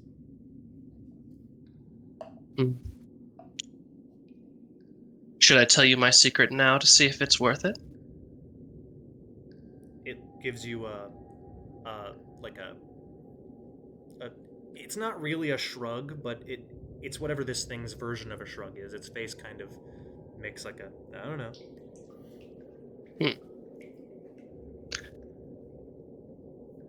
I know of I'll call it a magical chariot, cart, that I believe was used by a being from another world, or at least it housed one. I helped it escape, and now we still have the chariot. We're figuring out if it can possibly lead to portals to other worlds, but it seems like it. Deeper. You have more. Deeper. I wish I had something else to tell you. It seems to know. It doesn't seem to have the ability to read your mind. It does seem to have the ability to know if you have something that it wants. Something it doesn't know. Something it doesn't. Something you want. I want secrets. The more valuable to mortals, the more juicy, the more delicious, the more delectable. I might have something. It looks I'd step out of the way because I'll be honest, Dylan. I genuinely don't know. That's okay. I don't want to say it out loud, but I do know specifically this. Do you want me to text it to you really quick? Sure, if you want. But no, it's Echo's turn though. Okay. Okay, this is out of character. I have something important, and it is important to the overarching. I am blanking completely on what we've called it. What are the red ball The things? Fractures of Adior. Okay, thank you. I know that my character knows this, but she is herself more often than I am her. So, okay. Yeah, I'm gonna go up to the thing. Decently nervous currently. If you're cool, Hecko, you'll remember them as the pieces of, because that's what I call them. The pieces of what? The pieces of heart is what I called them. I think I'm sorry, you're in and out again, Don. But I don't know that it knows our fun little secret name for it that we have for ourselves. But yeah, I'm gonna go up to the thing. I don't know. I feel like Echo would like bow a little bit, just like trying to be respectful, and also doesn't know what the fuck we're supposed to be doing. And then kind of says, "I have a secret, and I want to know the same thing that Minerva asked. Who committed the acts of violence that we witnessed in the bar?" It says, I know the answer you seek. I need your secret.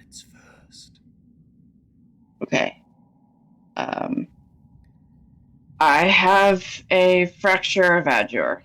I've had it for a while, and I've been carrying it with me, and I know that it's dangerous, but I wanted to figure out what it was. And I know that there's a lot of entities trying to find it right now, so I would appreciate if you kept that a secret. But I don't really know how this works, so. It says, Secrets given to me are mine to do what I will with. Right, yes, that was meant to be a polite request to you. it doesn't seem to dignify your request with a response. It does, however, say, Where are the others? The other fractures? Oh, I don't know all of them. Oh gosh, this is actually a really good question because I don't think that we've been keeping track, but maybe we should be. I know I have one. I know Minerva gave one to her friend to look at, I believe. And there's like one other in the mix that we've seen, but I don't remember what happened to it. I think Do you guys remember? You guys gave one of them to. It wasn't to her friend. You gave one of them to the collective. So you have one. Yeah. You gave one. To That was the collective. opposite of her friend. It was Yeah. Dawn's Yes, friend. I'm sorry. Yes, you're so right. Those No, are you're the good. only two that you know of. Those are the only two that you are aware exist. You know, there's likely more as people seem to be looking for these pieces of a whole, but you've only found the two, and you gave one of them away. I mean, I only know of mine and one other that we gave to the collective. That's it. It seems to revel in this information. It licks its lips. It looks like it just ate something delicious. God, I hope you can be cool about this. It smiles wickedly, many teeth. As its smile goes back down its neck, you can see that it's just teeth all the way back. And it opens its mouth wide. It says, The being you seek, the murderer of your mates.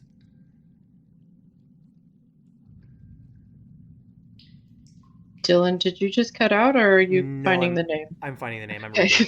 Okay. Okay. Super dramatic pause. I also thought it was an audio Super cut. dramatic fall. I was like, please tell me this isn't where the audio cuts. It's just you and me, Hecko. We'll improv this. In bated breath. The being you want, the murderer of your mates, is called Alu, a devil from the fourth ring of Umbar. It can control people in their sleep. It even puts curses on them, called Dorm Thorns. That We've met, I think. It tilts its head. It looks at you curiously. You have not met. Well, then what's the thing that gives us nightmares? Is there more than one sleep demon after us? The thing that gives you nightmares is, from what you're hearing right now, is this being called Alu. You have had nightmares since you ran into this weird-looking scorpion thing in your dream state that one time. Yeah, you met something else the other day and realized that you were just sent on a wild goose chase and put into a trap because you trusted a cat. Yeah, that's how it happened. And even then, the only thing we had known at this You cut out again. has been using The only thing we known, and then that was it. proxies. It's using proxies. Other things. Okay. Gotcha. So you think this sent the cat, is what I think I'm gathering. Mm-hmm. Okay. Just Yeah. harassment with different spirits. There are different spirits that have. I don't Yeah. know what's wrong with your mic, Don, but it is like the moment Yeah, you get it loves. to the punchline of your sentence, it stops your words. It's like I know. It's like it's sentient too. Yeah. It's like it knows when the important part of the sentence comes, and it stops there. it's Yeah. crazy. I'm sorry, buddy. I know you can't control it. The Okay, creature well, creature continues. Just continue. Okay. The creature continues. It can control. I'm not going to do the voice. It can control people in their sleep and even put curses on them called dorm thorns that allow the devil to gain control of their bodies. These curses are caused by ingesting the blood of the devil. The devil is immensely powerful in the dream world, but in a mortal state, it is insanely weak. It barely has the ability to possess a vessel to begin with. It is no more terrifying than a minor non-sentient Magi. However, it does not bear the same appearance as a Magi, so you could find what it looks like, the Magi, its Magi version, in this world, and know exactly where it is in the dream world, and vice versa. So wherever it is in the dream world, it has some kind of a counterpart in the waking world, that is like an avatar of it, which is a tiny little Magi. okay. Oh, the being So also we need has to- the ability to possess mortals that have recently deceased. Okay, have so we need to recently track down deceased? Okay. the Magi of the being that's trying to attack us. I'm sorry, I'm just trying to Yes. trace it back. Sorry, That's what I'm getting. I'm not as 40 chess here, I guess. It tells you the exact location of where it is at this moment in time. Okay. Okay, where is that? Is it on campus? No. It tells you that it is in Cartia. It is in the outskirts of the city of Cartia, in an area called Leper City. Have we been in that area? You have not. It is where those subject to blight, famine, misfortune of many sorts, and usually those suffering very contagious and deadly illnesses are sent away. It's like the undesirables neighborhood. Ugh. Okay, fine. That's fucked. I'm eventually going to ask it where it will be in about an hour, because that's how long it'll take us to leave campus and go to it. It That's a seems really to good point. An hour and a half. It seems to weigh the secrets you've given it almost like on an imaginary scale in its mind and decides to give you the answer.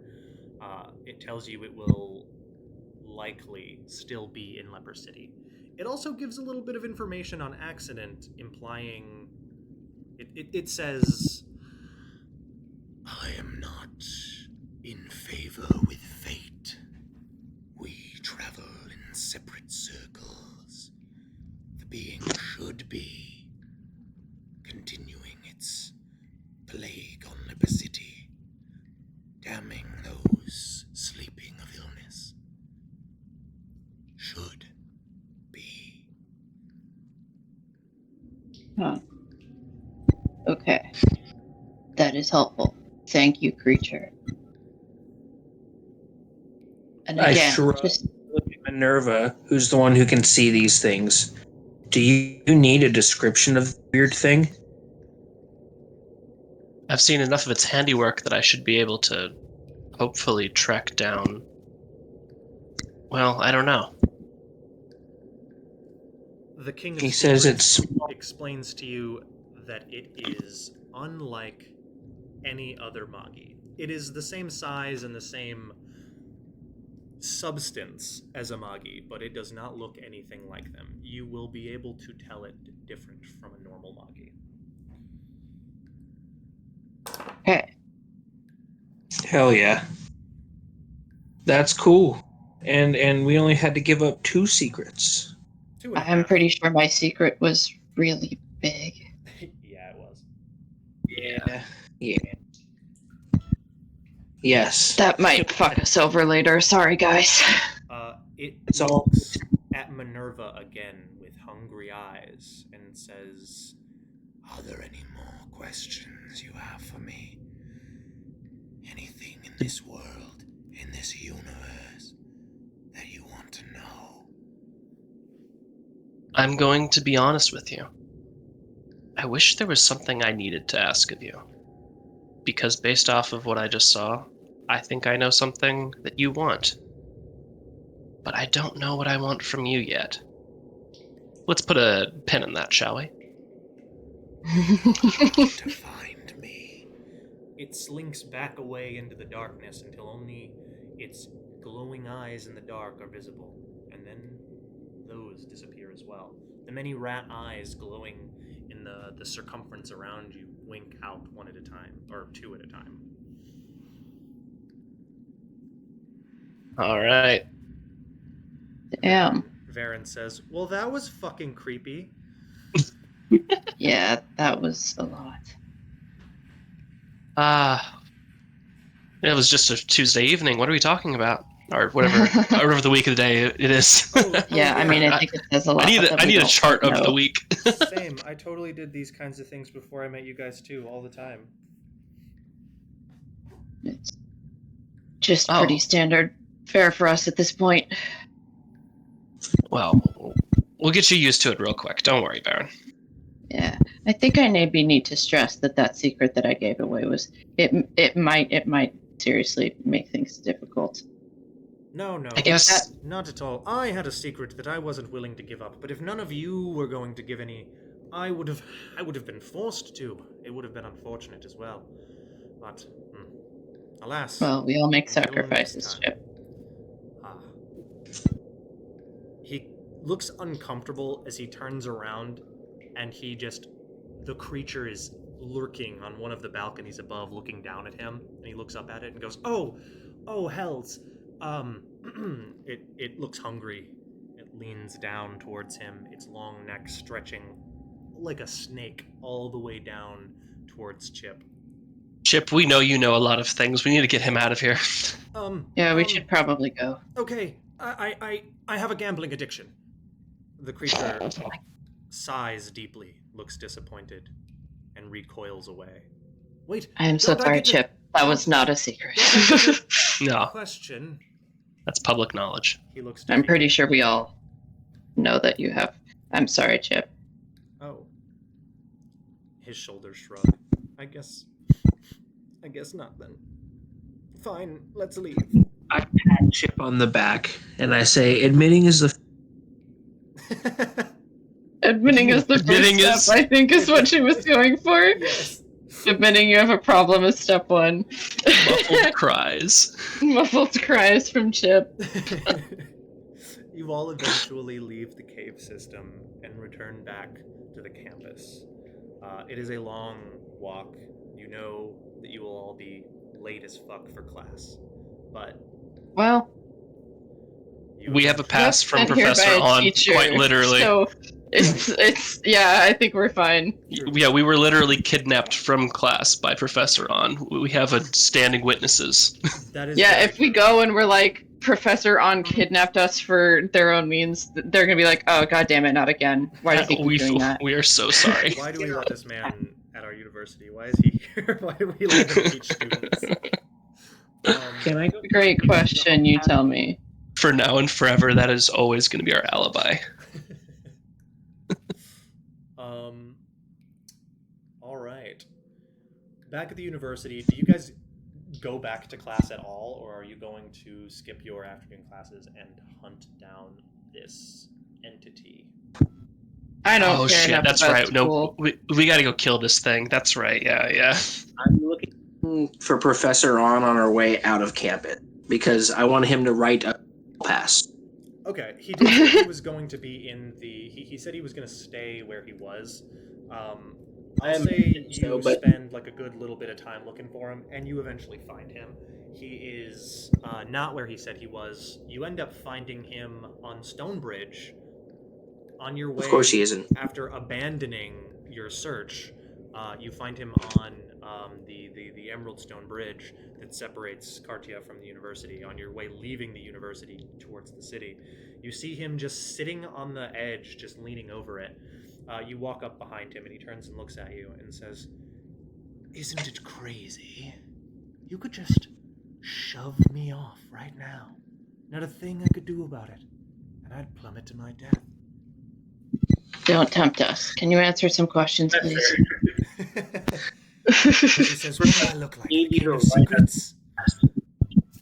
No, we met him. I know. How was it?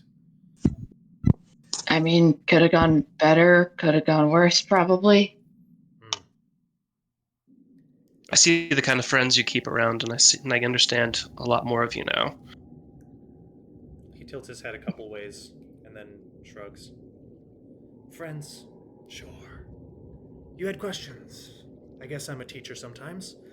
What can I do for you, students? Part-time on the weekends, if he feels like it. I need you to write us a hall pass. Wait. It shouldn't count against us, what we're doing. This is obviously extra. He raises an eyebrow at you, shrugs, pulls out a piece of parchment and a quill, writes something down, rips it in half, hands you the piece of the half. The piece says, "Thee merrily on behest of your greatest professor at said University of Grand Guild, ye old jackass of 6, hearts be they broken, are at the behest of Sir Greatest of all greats, of his name 7th." It's a fucking mess of words, but it does have the bare bones of being a pass for you. I fucking love it. Does it have like any like like calligraphy, gold leafing? Any? Oh yeah, it's written Maybe. beautifully. The script is gorgeous and immaculate. It you were expecting it to look like mad scribblings of a psychopath, but the script and penmanship is beautiful. But the words themselves are, oddly enough, in some form of beautifully rhythmic speaking pattern. So it does sound almost poetic to speak out loud, but the words themselves are pompous and annoying, unnecessarily. On so. purpose. Yeah. Yeah. It's the aesthetic. So I basically roll it up past all the actual part that is his heart, his work, all that, just so that it's the seal exposed, and I kind of grip it so that I can hold it guard to try to stop us as we ask us where we're going and be like, hall pass. He Easy access smiles hall pass. widely at you and says, "But you should know, the guards at the university, they're not here to stop you from going places. They couldn't care less whether you pass or fail. In fact, they are encouraged to let you fail. The worse you do in your classes, the more your tuition will be. No, this is more just for Dawn's own sake. She likes to have it. No, I'm mostly here just to say thank you. You were helpful. Of course, And those questions are with school diploma. This stuff is. Oh, whatever, guys. Whatever. With my legal document that says I'm allowed to do this after demon. Yeah. He shoos you away and says, "Okay, now leave me alone. I'm trying to talk to the mists." And he just continues looking over. You do that, and I'm out. You walk away. Do your thing, buddy. The lot of you head your way towards the university, towards this location, towards Leper. Before we get there, could I step away for just 1 minute? Yeah, actually, this is a good time to take a quick break. Let's go ahead and Cool. reconvene in, let's say, 5 or 6 minutes. The doggo is yelling and says they want out. So. Yes, so Yeah. I'm going to be right back.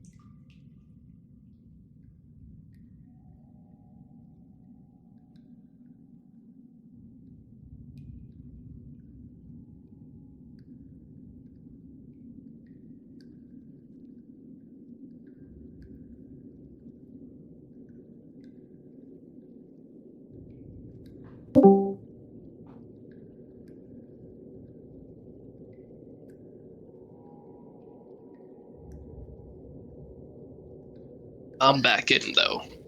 How you doing? Hey, What's up? I'm doing pretty good. I've been painting. Oh, nice. Like Yeah. on a physical or tablet? Physical. I've got watercolors out.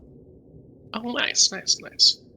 Yeah, Mike, check. it's nice to do while we play because it's sort of mindless, so I can like focus more on the game. Can you Gotcha, guys hear gotcha. me? Yes, we can hear you now, Don. I'm actually on my PC now with an actual microphone and stuff. Hell So yeah. I'm No, trying you're to also see if coming my in whole very clear. senses are coming Yeah. out. Yeah. You sound So good. the big picture is that my fan broke a while back, and then I fixed it. Well, actually, Wyvern, my partner, fixed it, and then that fan seems to have been a dud because now it is also doing the exact same thing. It's been like Oof. 3 weeks, like 3 weeks. So, can you guys hear that? Is it disrupting my sound at all? No. No, you sound better than before, honestly. Yeah. Yeah. Fantastic. Fan-fucking-tastic. I'm back. Fantastic. I'm sorry. Yuck. Shut up. That Don. wasn't on purpose, but I'll take it. Thanks. Yeah, I was gonna say, usually you're the one that's grimacing about the puns, isn't it?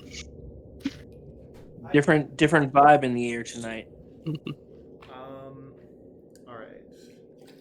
So, I will. Here, before we fully delve into continuing, let's ask. We are missing 2 of our players. So, do we want to pause and delve into this a little farther when we have the full group? It will, like I said, it will be a little while until we can play again. Or do we want to go just a little longer and get a little closer? We've only been playing for 2 hours, which is only like half the time we normally play. So Yeah, I would say that we could do like little side projects without the other people here, but we kind of literally have like to beeline to where that guy is. Otherwise, he's gonna go somewhere else. truth. I have a real question for the storyteller about the position of those people who aren't here at the table tonight. Are they basically are they fastidiously following us? Are they in Yes. NPC mode and they're with us? They are shadowing you. They're just only going to talk if directly asked a question, because I don't want. And they saw the realness. They saw that this thing is weak in its mortal form, and right now it doesn't know, or at the very moment, it doesn't know that we are going to come and get it. Precisely. Yes, it doesn't. It knows that it is weak in its mortal body, and it has a constant version of itself in both planes. The version of itself in the mortal plane is basically just a regular Magi that would be overlooked unless you knew what you were looking for, which now you do. If anyone else still has the patience for the night, because I was excited about this. No, I totally say like we go for it, and if it Let's devolves track into it something down. crazy, then yeah. Yeah, if we track it down, maybe even engage it or encounter it, we can then put a pin in it, obviously, so that everyone can be here when the next time that picks up. But as for missing all of the really cool exposition, I think that's just one of those caveats of like not being here for whatever reason, which I'm sorry. in Yeah, that totally. regard. Yeah. So I think we go for it. Okay. I am in agreement as well. I just wanted to pose it to you all just to give you the vote. There Right being up to my homies Varen and We Rabot. his. What's gonna happen is you know what? Fuck it. We'll just dive into it. Okay. So There are mind control puppets for at least another hour or two. Yeah. yes, you tell them what to do. Oh, and based Varen on- can go put the rock in the house. How's that? Or Okay. in the That's yeah. Like a actually. I'm my sorry. lower back, Um. and it makes Hecko sick. It Yeah. seemed to It do be come- trying to eat Hecko's soul or something. Yeah. in the campus. It seemed to become inert, completely Oh. inactive. On campus, it Oops. just stopped functioning. That's actually ideal. I see. Perhaps The overwhelmed by the massive amount of aurora around it, or perhaps there are wards at the school that buffet this mineral from exerting its anti-aurora force. Who knows? We might have broke it. We might have broke it. Might have. I don't know. It'll come back. I mean, if we leave it at home because it's making people sick, then yeah, we'll have to test it some separate time if we don't get killed by a demon lord. Yeah, if you don't. Yeah, we'll projects for later. Anyway. Right. How do you kill a Magi again? By trying really, really hard at it? Last time I ripped it apart with the Sphere of Vita Verbe. I'm probably mispronouncing that, but yes. If I recall correctly, those fights typically we do better by damaging its stamina and morale than it does taking physical damage. Yes. So punch it with your words. Gotcha. I can do that. But I mean, it's hopefully a lot weaker, in its Magi form. So Punch it. Yeah, I just usually hit it with a mess of Aurora. You should totally do that. You excel at that. Okay, gotcha. I never doubt that your Aurora Blasts won't obliterate something that is a problem for us. Standing back as the glass cannon can't always do that. All right. Always. So how far is this from us, Dylan? It's a decent ways. It's through the entire city, and the city of Cartia, So, while not down. being large in expansive miles, the city of Cartia is large in that it is multiple layers of city. There's the lower levels, the mid levels, the higher levels, and the many natural spires, cliffs, and plateaus that make up the city itself. You have to, navigate the network of this and find your way to the farthest, lowest, and off-put section of this city, which is on a mountainside, around a bridge, around a cliff, and then this very narrow, upkept staircase that wraps its way around a mountainside so that it is tucked away so no one has to look at it, and then across a rickety bridge that looks like it was built 200 years ago, and last time it was fixed was probably 198 years ago. It's narrow, it's uncomfortable, only one person, only one line of people can walk it at a time, and there's a guard posted at the city on this side of the bridge. The guard is wearing what appears to be a plague doctor's mask, but otherwise it is just regular guard uniform. The same long, pointy orange hat, the flag with a small spear tip at the very end of the flag, and the orange gambeson in uniform. He looks to all of you and says, "Oh, well, it looks like you lot are lost. This way is not the way you want to go. Proper folk stay on the other side of the city. I'd recommend probably staying as far away from this part as possible. It's sort of the unmentionables, if you know what I'm saying. Sick and diseased folk, unless this is one of your terrible, rigorous trainings to come here and not die, in which case, by all means, I don't want to... It is official business, if that's what you're asking. Right? I show him the hall pass. He looks at it and shakes his hand. That's actually perfect. I don't want no bother with the university. You folk dabble in dark forces and consort with devils and the like.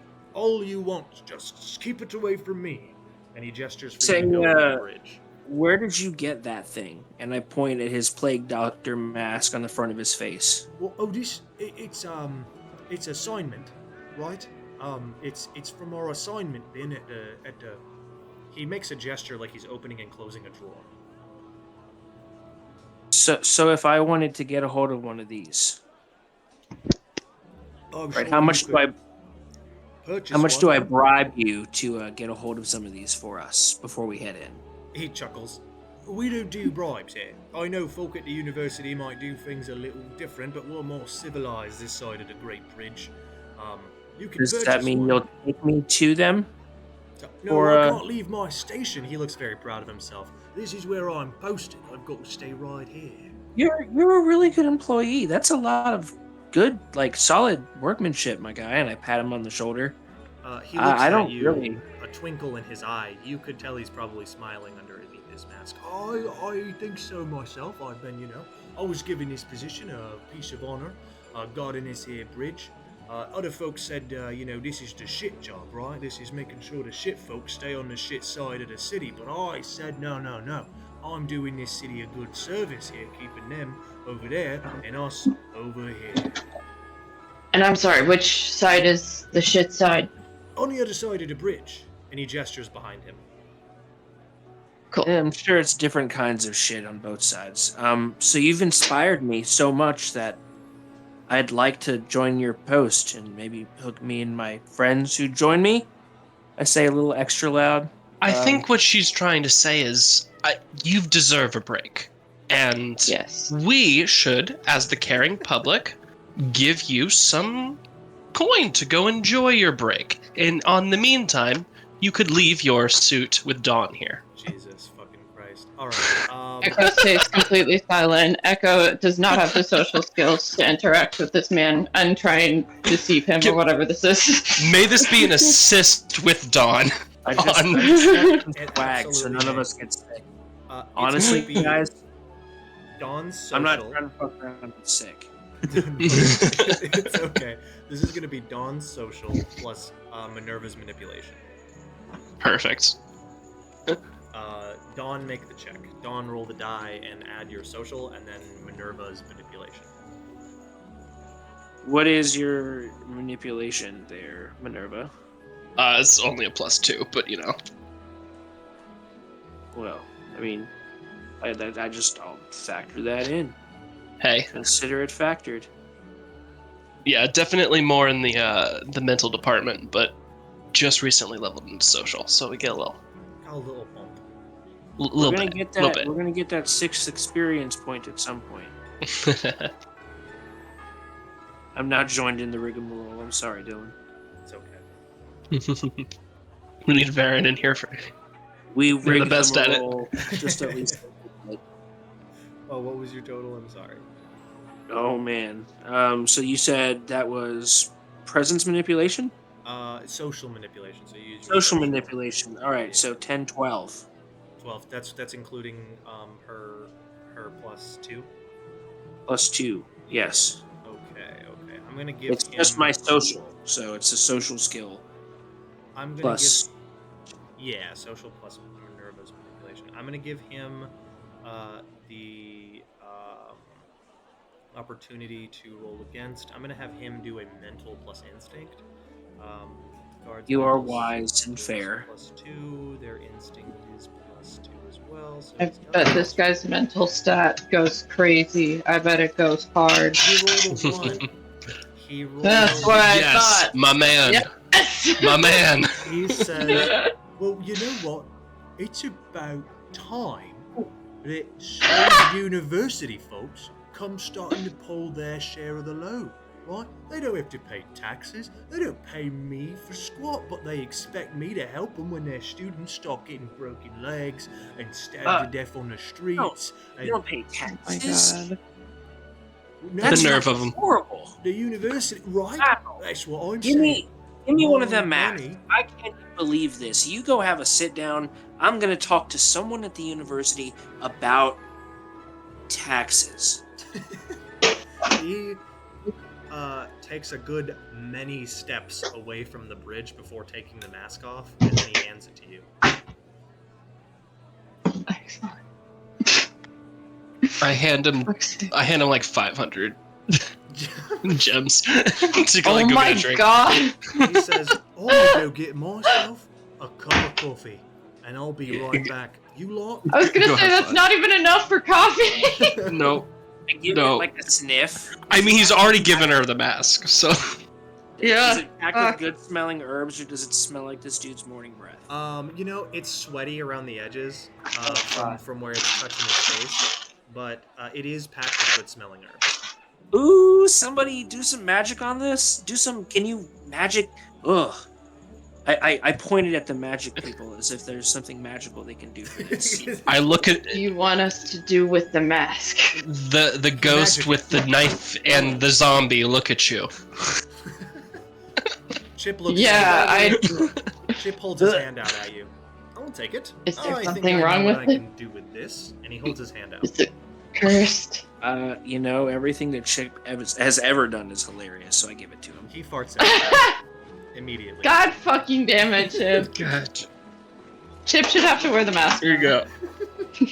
He shrugs. Unfortunately, I can't. It's shaped like a different bird's face. And he hands it back to you, Dawn. That's literally so fair, actually. It is literally a bird face, but it's not Yeah. his shape. That is It's amazing. a different. Yeah, he I, physically cannot wear this mask. I look at it for a second, holding it, kind of shocked.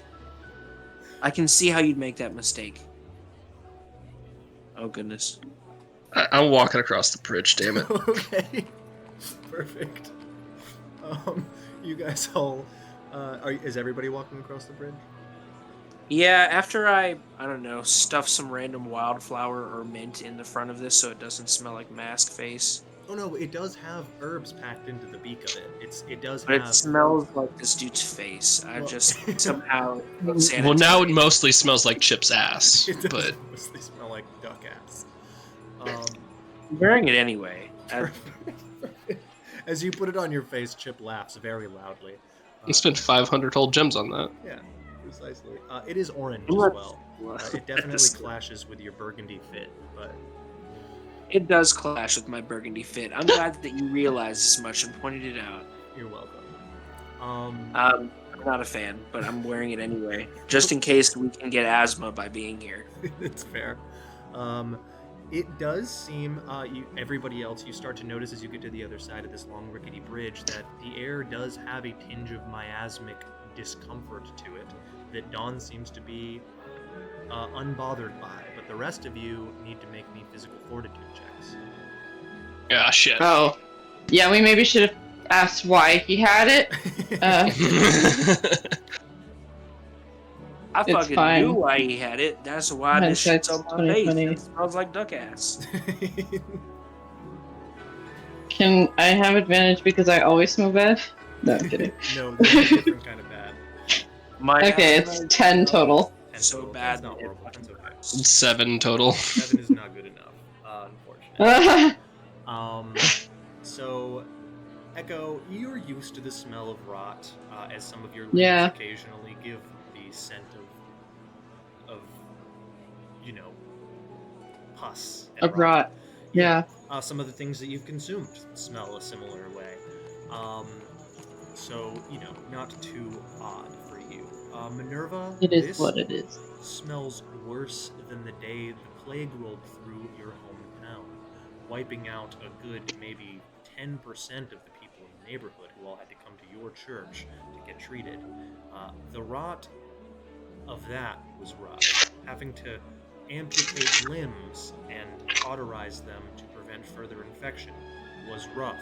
The pile of limbs that you had to burn so they stopped continuing to smell bad and spread plague was rough. This is worse than that. You see around you a trench carved into the side of the mountain, and scaffolding and rickety iron and wooden huts built into the sides of the scaffolding line this trench. The bottom of the trench is full of garbage and corpses. You can see people moving in and about the scaffolding, and they seem to be able to get from one end of the trench to the other by swinging on precariously placed vines or ropes. So, Dylan, when you built your city, you were like, this part is literally just garbage. Yes. Like, just to. Okay, cool. This is the place. This is just to put in perspective that there are poor people in the world, and they are just like us. They're poor people. They don't have a lot of money, but they still make. Just- They're just like us. They live amongst their trash. No. There's no. 4 people, and then there's these And people. then there's Oh, I see, these okay. people. These You people imagine who- that this is a many-tiered city with many Gotcha. waterfalls and its own tide that it's subject to, then literally, yes, this is the lowest tidal point on this city where everything is dredged and washed to. Precisely. Damn. All right. But it's worse Here. being outside, apparently, so. Yep. Yeah. So this is kind You of want like that stone wall on the other side. the social version of. Remember how I mentioned all of the trash gets left behind in that place? This is the social version of that. This is where all of the, and I'm saying this with air quotes, trash of the city gets sent away. People who they don't want to Yeesh. fester in their prisons, or people who they don't want to mercy kill in the hospitals, they send here. In case it hasn't been said before, the leadership of this city aren't the best. I think So it's been... you guys are down with me when I'm like trying to burn it all to the ground. Okay, cool. Oh, we're already. Oh, I'm pretty restructuring sure the- we were on that thread before you even joined up. But like, yeah. Before you even joined up, we had someone who was trying to murder the mayor. Yeah. Nice. Yep. Fucking head honcho. He was like, that dickbag needs to die, and that's my secret. Yep. Precisely. So we own it. If the hints weren't heavily laid out enough, here it is. Corruption, plain and simple, directly in front of you all. This is the place that you all were sent to. This is the place that this creature seems to be hiding. The King of Secrets seemed to hint that the reason the creature is here, if you remember what it's called Alu. It is a demon. It is a tool of devils. It is like a demon is like the animal of devils. It is like Umbar, the sentient beings of Umbar are called devils. The animals of Umbar are demons. They are less sentient, but unlike animals on Illyria, they can do things like talk and think. They are just primally and instinctively tied to do the thing they do. Unlike animals on our world where they can do whatever they want to. They are only tied to the laws of nature. These things are tied to a law of a specific thing. Dawn, you know these things. You know this about demons. The thing you guys are hunting is a demon. I know. But specifically a chained demon, a demon that is working for a devil. Yes. Important stuff here. Yes. We're going to eliminate the whip. Precisely. Because it's weak if you can actually find it. Which reminds me, I sort of come over in my stupid looking orange mask that is the littest thing I've done so far. And I tap Minerva on the shoulder. And I kind of like tap my eyes and I say, should you be, using those special eyes now? I assume she is. I just don't know if she's seen anything that would help her with this. The first thing you notice are many rot magi. You've become accustomed to them during that time that I mentioned earlier, where the plague rolled through your hometown. They are magi that fester around places where there is a lot of infection and a lot of decay. They tend to be joined by things like necrophages, those creatures that you encountered before. And as you think about that, you notice there are a couple of them in the cavernous recesses of this trench, but they don't seem to be violent or angry like the ones you encountered before. They seem much smaller and much more docile. They are just eating flesh. They look similar. They're still hunchbacked kind of goblinoid creatures that rip flesh apart and eat it, and some of them, like the ones you met earlier, are adorned in jewelry that they seem to take off of the corpses they feed on and adorn them on their bodies, but they don't seem to have the same bloodlust or desire to kill living things as the ones that you encountered on the road. Okay, but I don't see anything that pulls in the way of, well, what we were described before, like devil shit. Not immediately, but you guys are still on the edge. You haven't gone into this city yet. There is a precarious, it looks like a wooden platform that you have to crank a rope and like a pulley lever system, but you have to crank it yourself to get the platform to rise up to the next level of Nothing yet, Don. We're going to go deeper. We need to go deeper. All right, Yeah. so I'm gonna present this hall pass now. Kind of just keep it strapped on my shoulder and point it and the recognizable beak from the city at any of the. We're gonna have to use the word since it's on the fucking map location. Basically, the lepers approach us. I was about to say, as you get to the first level of the platform, the first, what do they call it, terrace or scaffold, the first layer of the scaffolding on one of the sides of the city that you choose, you walk a little while, you have to step over a couple of sleeping bodies, a couple of like shivering cold people covered in snow. The snow has clearly been soaked into the blood. It's seeping out of their open wounds as they're just laying shaking on the ground, cold and burning at the same time. You have to step over their shaking body. to continue down this way. There's a huddle of children around a fire. As you get closer, you realize that the thing that they're burning is something alive. You can see the skeletal shape underneath of it that's burning, melting the snow away from them. They're all huddled around it. Continuing past them, you come across a large... At first you assume it's an emberkin, but you realize it might not be that. It has a huge, wide-set bottom jaw and tusks that come up far beyond the top of its head that almost stick up like horns, but they're just tusks, not horns. Large, broad shoulders and a draconic-like tail that drags behind it. So heavy it seems like the tail is swollen with some sort of infection. It lumbers over to you, one of its eyes bloodshot red and leaking pus, the other normal. Lilu Dallas Multipass. It raises an eyebrow at you and says, What do tasty little treats like you think you're doing in Leper City? Looking for things that don't looking for things that don't involve you, and I'm intending to move past if they try to definitely make blocks your pass and says, Well, consider me the toll in this to bridge then. burning bright light just appears right in front of him, at my hand. make me we'll call it a mental intimidation. All right, cool. You can do arcane intimidation instead. They're the same. Do arcane then. Sounds cool. Okay, cool.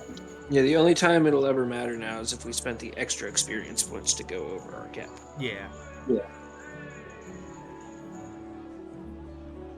I love this peaceful, happy music that's playing in the background because I don't have an actual... Fucking hell, every single time on anything social. 5. He just looks down at you and says, Your fancy little lights from the school don't scare me. Pay up or don't pass. Those are your choices. Oh, don't mind my friend there. They've got very important work.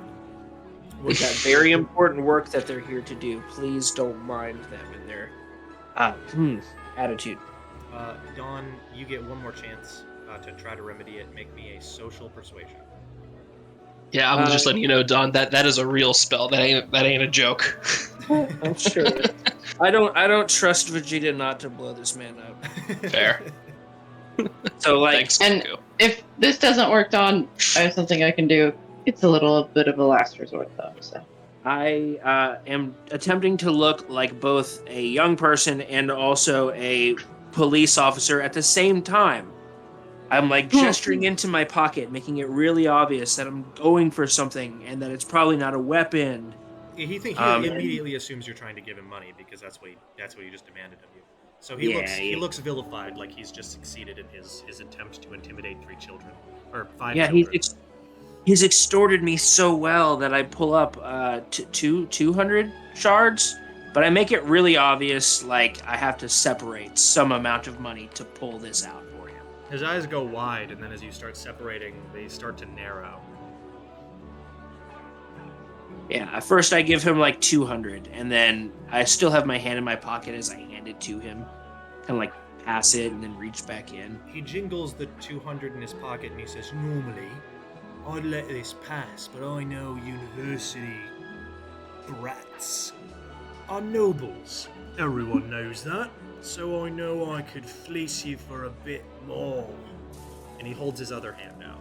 I've got I look at Dawn, pleading to murder this man, but I'm gonna hold back. It's not that we're royalty at all, in fact, and I keep reaching into my bag here, just like basically playing with the money in my hands. It's just I'm actually the bastard child of a nobody, and I'm trying to really explore the things. There are spirits here. They're called Magi, and they hurt you all more than you deserve. You ain't got to talk to me like I'm some kind of imbecile. I know what Magi are. Everyone knows what that is. You know what these Magi are, though? Because I'm willing to continue paying you if you help me look for them. And I pull out more money. I pull out another 300. He takes a long moment to stroke his chin and look around. I think I know who might be able to help you. you're willing to make it worth my while, I could send you in the right direction. She's a witch, though. Dabbles in demons and the like, drinking demon blood and elf eyes, fairy stuff and the like. That sounds like exactly what I'm after. You know what? Here, I'll give you a little extra, maybe even with a tip. And I fish up 500 more of these little shards and then grab 100th more. Make it 600. I put that in his hands. Before I attempt to kind of just stow the bag.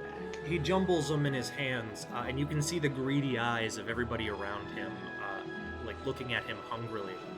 And he looks happy and excited for a moment, and then he realizes that he was just given what appears to be to these people a vast wealth. And he looks around, realizing he is now the ire of their attention. And he says, Follow me. I'll take you in the right direction. and he puts them in his pocket. Great.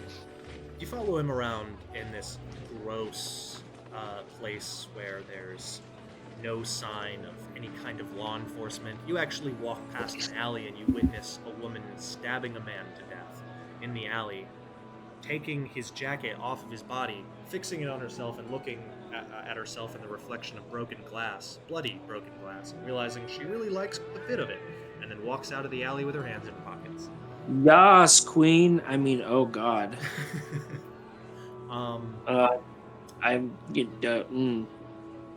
Later. We will write in our journals later. Later. We'll deal with we'll unpack the trouble later. You guys continue following this man until he takes you to what appears to be a framework of a hut that's carved out of the stone itself.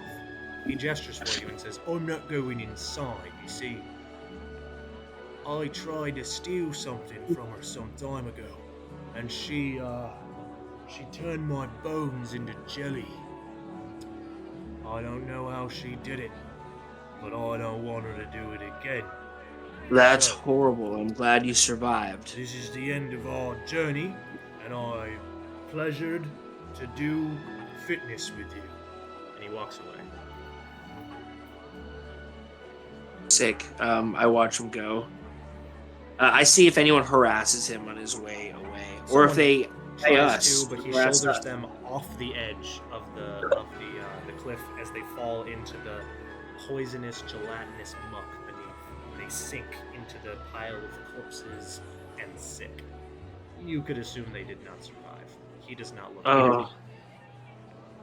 Place sucks. good. Alright, Don, well, your trick worked. Let's go inside. I don't want to be out here anymore. I don't like this place. This is where it rains shit.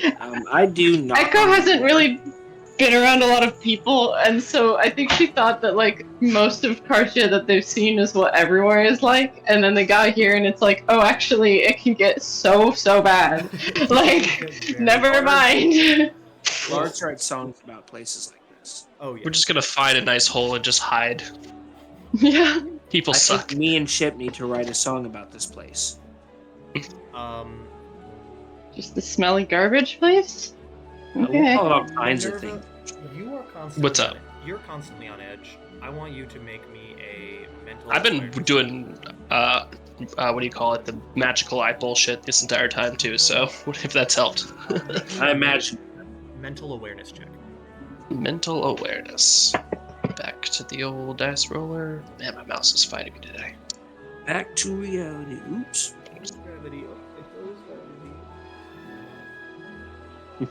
You said mental awareness? Yeah, mental awareness. I'll let you do focus if it's better, but I doubt it is. Definitely focus, yes.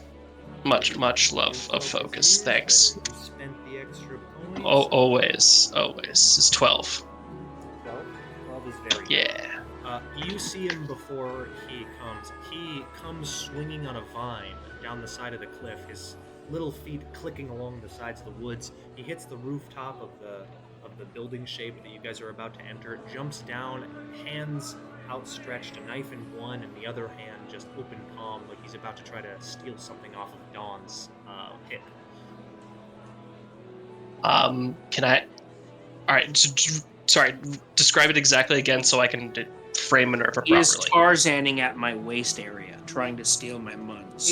It's a pickpocket, but he is not trying to be sneaky. He's just trying to be fast. He swung in on a vine, jumped off of the wall, and is lunging down towards Dawn. He's got a knife in one hand, but it's a tiny knife. Even if you stabbed it into the side of a person, like you could stab them in the chest with it, and it probably wouldn't do more than 1 point of damage ever. It is a tiny, They tiny call knife. them cut purses. They are, in fact, cut purses. Gotcha. Now I want to try. I'm gonna literally. All right. So I'm gonna assume this is a roll to hit, but I'm gonna try to literally catch this man with my knife. Like he is going to be stopped because he just impaled himself. Like I'm gonna place my knife where he's gonna swing to. Does that make sense? It does. It will be a roll to hit. Roll to hit. I'm also going to swift strike this attack. Okay. All right. My girl out here is always ready to murder for me. And I'm like, man, you're doing too much. And she's like, nah, girl, girls got girls back. I should It's like, mention, Minerva, that this looks like a child. oh, you didn't mention that before. So it is. maybe it, pommel of the dagger? it You doesn't know, feel I've already pretty. said I'm doing it, and I've already reflexed as fast as I could. It's happening. Fuck. I'm assuming that it's Oh my heavily God. clothed. It is. It is heavily cloaked. I just Okay. wanted to mention. Okay. Roll to hit. Okay. What was it? Plus acrobatics plus physical, so that's plus 6. Okay. It's a 14 to hit. That definitely hits. Oh, God. Yeah. The good news is, it's just Can a I D4. sudden sense that to not hit the child or person to kill them? Can you sudden sense? It's an instant action to sudden sense, isn't it? It is an instant action. Yeah, you could try to reduce her roll to hit with Yeah. the D4. Roll the D4. It's just implying I'm becoming aware of the pickpocket because if Yeah, so, that's I'm gonna that's turn true. my head and let it go. Was Don able to see the pickpocketer? No, Don, you were unable to see the pickpocket. You just would Okay. see Minerva quickly stepping in front of you. You wouldn't exactly know why she's doing it. So you would be My stopping ultra Minerva. instinct is not saving this child from getting a kidney. Yeah. Not today. What's the damage? Oh, damn, max. 6. 6. Yeah, you step out. hold Oh the my dagger. God. This kid just lands onto you. You can see him roll like he's trying to dodge. As he rolls, the blade cuts up his chest, through his neck, and then his ear just goes flying off. He hits the ground rolling, holding his throat and holding his chest, gagging on blood, his eyes wide, one of his hands reaching out towards you. He's getting blood all over your cloak as he's clutching at you, his eyes wide, and then suddenly his eyes go As soon gray. as I realize what's going on, I'm going to try to Vita Verde myself. Oh, wow. Okay. Yeah. You don't need to try. What? Just do it. Roll a Yep. d4. Burn. 1d4. Dying child. Do I see this dying child? You do. You see the kid hit the ground, roll, and start gasping, eyes wide, Ugh. and then Minerva immediately casts a Axe spell. split. It. Good God. I'm gonna start trying to comfort them regardless of the outcome of this next spell. Alright, I'm annoyed. Exclamation point, roll. There we go. Fucking hell. There it Alright, there it is. So Minerva, blight just runs up your arm. One of your fingers is almost fully purple with the stuff. But you can see as the blight sucks life out of you and puts it into this child. The child's wound closes around his throat, and he starts to take in breaths of air. Still choking on his own blood, he spits it out onto the ground and rolls over, gagging. Yeah, I I'm trying to grab him by the him. collar of his shirt and bring him straight to my eyes so he can see me in the eyes. Do not do that to random strangers that look like us. You will always get caught. People like us are dangerous. he Don't swings- try that. He swings a clumsy punch at your face. Yeah. Can I try to pat this kid? Just like grab them. Just be like, oh my God, I'm so sorry that happened to you. Minerva, you take a punch to the face. It is a crit, but it couldn't do any damage. There's not enough weight behind his fist to actually damage you, but he did leave a little, like a red mark on the side of your face. I go from annoyed. I go from annoyed and like grabbing him up to my face to just actually chuckling. Good fight. There's some fight in you. And I release him and I shove him away so he can run off. He does. He immediately runs away, like clutching his neck. He looks terrified. He leaves his little knife behind. I pick it up. Purse. His little cut purse, yeah. Mm-hmm. It's actually kind of a nice cut purse. It's ornamented. The blade part itself might be an inch long, but the handle is really nice and ornamented. The blade is dull, though. It could use a bit of a shine. Gotcha. Well, I look up at everybody else and I just... I'm fine. I am just sort of stunned. I'm about to knock on the door of this establishment, but I'm still stunned. Minerva, or Dawn, you went through multiple different things that you wanted to do in that scenario. You were like, ooh, I should comfort. Oh, I should help. But before you could react, the kid was already gone. There's a small puddle of blood where the kid was. Minerva just scoops up a knife off the ground and pockets it. I am wordless. I slowly turn away from the scene and go to Was knock he- on this door. At any point during the interaction, fully dead? His eyes started to glaze over. It looked like he was about to. If Minerva didn't do that, he would have. Okay. Just curious. But he didn't get the chance to die. His soul never left his body. You know, you've seen it happen enough times to know probably exactly when the soul leaves the body. It's not instant. You could cut the head off and the soul won't leave for a little while. I am just, Yeah. you know, I guess in the hood that is like the lesson learned. I don't know what to say. That is just so intense. That child will go home and be like, yo, I tried to rob these people and they Dawn. murdered me. That child doesn't have a home to go to. I'm going to go home, which is the cobblestone that I lay on at night.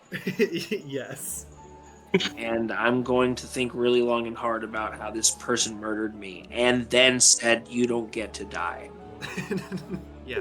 You may have just turned that kid into an adventurer. You probably just started that kid's origin story. No, I fully intend to start the Minerva's school of gifted, talented youngsters that steal shit and become my spies. So don't worry. He'll probably find that his way to that. Tristan, there's actually a really good book about that. It's called The Lies of Loch Lamore. It is about... Oh, I thought you were going to say it's called Umbrella Academy. No. It's a really, really good book. It's about a little boy who's an orphan child who is like on the streets. He gets abducted. Not abducted, but like he's about to be killed. And he gets adopted by a guy called the Thief Maker who adopts orphan children and turns them into like expert pickpockets. It's a really, really good book. That's like the first chapter of the book, and the rest of the book, it's great from there. I've forgotten her name. I'll have to look it back up later. But there was a lady in Brooklyn in the 1800s, and she became like known as Grandma, whatever. But like all of the crime families that would go on to become like the New York Mafia traced their roots back to this lady, and she kept things running peaceably and like. Basically, no one would cross each other because no one wanted to have to tell Grandma that they were fighting. I love that so much. She was like the kingpin, but like the ultimate, like, I'm disappointed in you. Not like you're gonna get in trouble, you're gonna get your fingers chopped off. No, it's like Grandma's not gonna bake you cookies tonight because you disappointed her. Yeah, well, I mean, I'm sure there was plenty of fingers being chopped off too, but yeah, you get the idea. When I write the play about your life, I'm going to call it Leprosy Les Mis. Oh, Leprosy Les Mis. Anyway. It's going to be a musical, obviously. You knock on the door. The sound rings out hollow for a brief moment, and the door creaks open.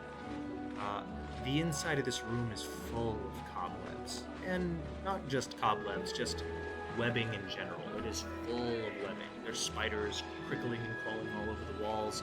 And as soon as you step in, a burst of cold,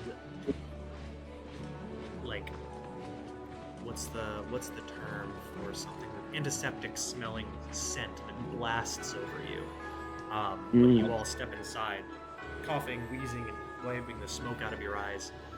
And you can see an old woman with spider features. She's got 8 eyes. She's got mandibles, long gray hair that's braided down her back. She's got 2 normal human hands, but the fingers on the hands are segmented like the joints of spider legs. And she has a look of expectation in her eyes. She says, "Have you lot come for potions? You've come quite the long way. I'm sure they could give you what you need at the university." No, Uh, we're looking for something else. Ah. And out with you, it. you know. I look at Dawn. Heko doesn't like talking to people, and especially not here. Also, like, notably, Heko looks disturbed. She does not like being in this place. Oh no, spiders. How is it atmospherically dark or is it like creepy spider lady dark?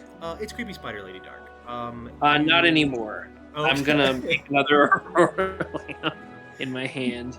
She recoils at the light, and it clearly takes her a moment for her eyes to adjust. Minerva, it hurts your eyes too, as you have to switch them back to normal people eyes. This is why I carry a parasol indoors. Yep. You know of demons? I know of some. Are you looking to purchase a demon companion? I'm looking to purge a demon, which I believe is haunting and hurting the people of. And I just say whatever. If they had a sign up somewhere that wasn't as on the nose as Leper's Bay or some shit, I say that instead of what that man at the bridge told us it was called. There is no sign specifying what this place is. You've only been told that it is called Leper City. Gosh. I tell her that I believe that this is something that is harming and hunting people here She in your town. nods and says, "The people of this place are not under my protection. I am no. I want to know how to be. We want to know how to be able to track a specific type of monkey. A demonic monkey, demon monkey, devil monkey, that kind. One I happen to know is here. She shrugs. This is Should be a easy. particularly powerful one. This is nothing difficult. I could easily do it for you. I trade in favors, as money is near worthless here. Do you not have the means to provide me with such favors? Honestly, it would probably mean I'd have to come back here more than just the one time that I do. save you guys. Oh, I step forward. Oh, I can let you in on a little group of individuals that can make use of your talents, and you can make use of theirs. And I'll be your knee, and I'll be your foot in the door. The liaison. what is a little Aleph child to do in the underground of Cartier? a lot, actually. Quite a bit. I have You would be an surprised. extensive network of people that know things, people that do things, and people that have resources. Make a social. I'm trying to assist Dawn still, hopefully. Yeah. It'll Or be- if you want Dawn to assist me or whatever, but I think hopefully it- we're working together on this one. Yeah, I think it makes the most sense for Dawn to assist you in this case. We'll have it be your role plus your social or your. You can do manipulation if you want to, because it's kind of what this is, plus Dawn's presence. What you got for presents there, Dawn? Oh man, what do I have for presents? It is 6, my guy. Love to hear it. Love to hear it. Dawn hard dumped presence. Hey, 15. That's a Booyah. solid number. Fuck yeah. She looks at all of you and says, "You lot are that famed group. The lot that's coming up in the rises. You must be the White Ghost." What? That's Nod what they my call head. you? And I look at Minerva. There's a They lot, could do so much better. there's a lot of names. One of them's a little more ringing, the Moon Knife, but judging your species, I assume it to be a tad insensitive. Oh, I found out I was a species only about a few months ago, so I'm not that bothered. Well, Moon Knife, I am willing to work on the deal today. I'll give you this if you give me that. Very well, very well. Consider our paths intertwined. Hands, little spider hands, their long arms reaching out from the recesses of the cobwebs, reaching and grabbing different vials of stuff off the walls and returning back to her. You can see that they all come out of the dress that she's wearing. They protrude from the bottom like many octopi tendrils, but it's tiny, long, segmented spider hands. I'm gonna have nightmares tonight. She's actually a type of yokai. She is considered a yokai in the sense that she's not a species protected under the Sentient Species Act, which is basically the term that they try to use to not be as insensitive to call these people monsters. But they're basically monsters, and they are not welcome in civilized society because they are known for, eating babies or whatever. She is Never called Works a, of thing. yeah, They're domesticated dungeon bosses. basically. She's a creature called a Juragumo, a spider woman. She gathers all these potions together with her many arms, and pours them and lots them, shakes them up. Eventually, And what was her name again? She didn't give you a name. Oh, but gotcha. They called her the Witch. The witch. Nothing original is that, but if you ask her name, she looks at you and just says, "My name is Bachi." Sorry, come again? Bachi, B-A-C-H-I. Okay. She shakes up this concoction and pours it into a vial and hands it to you. You affix the thing that you're looking for deep in your heart of hearts. Hold it close in your secret mind and drink this little vial. It will taste something awful, but it will take you where you want to go. Like by magic? Do I need to worry about them teleporting away or something? No, not teleporting away. You just know where it is, so long as you think very hard about it. In layman's terms, or in mechanical terms, you must focus the entirety of your attention on this thing. Minerva is able to focus on two things at once. She can split her mind in two separate parts. One part focusing wholly on one thing, and the other part focusing wholly on something else. Not everyone It does burn some of my stamina though. it does in fact. It is so cool how you would work that ability into this actual plot point here. You get another So that is an interesting way to think about it, because it takes 2 stamina in order for me to dual cast for a turn. What would that mean for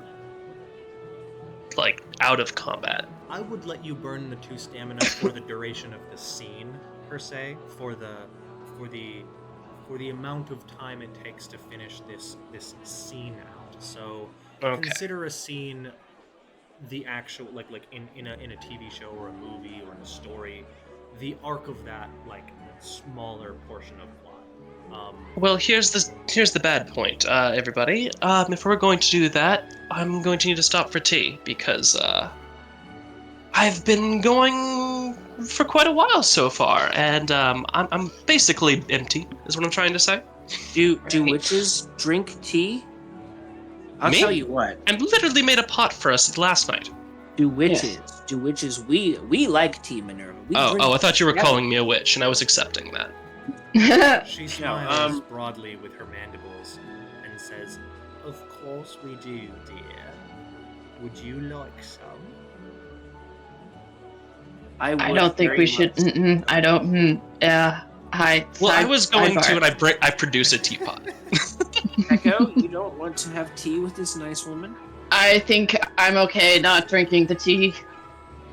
That's you. Yes, that's you want us to drink our own tea somewhere else. Yes. Somewhere. I would like to be somewhere else. One of her many hands shoots past your head, Echo, Let's causing your avoid the hair to part- ruffle, and slams into the wall behind you, and Oh, then God. jets back. She's making eye contact with you the entire time, and then she pulls forward. You're assuming I'm looking at her. Eye contact goes both ways, homie. I do not want to look at this bitch. Not looking at her, actively looking directly at the ground, and then she. Eye contact is already hard for me on a good day. Echo has autism. Like, Advanced autism. yeah. She pulls out a small baggie with dried herbs in it, and she says, "This is from flowers at the top of the mountain. I had my little babies fetch it for me. It..." She takes a whiff of it. "Smells wonderful and is good for the skin. Very good for the skin." She says the last That's word okay. with a deep, uncomfortable emphasis. I don't really need good skin. I'm fine with the skin that I have the way it is. I'm making my tea over here. Yeah, I'm taking Hecko to the parking lot to wait and hang out. Oh. I guess I'll stay with the spider. I trust you with your new I don't- ally. Okay, Bocce, you and I then. We're just going to have a party for a minute. Actually, I don't know. Echo doesn't want to leave Minerva alone.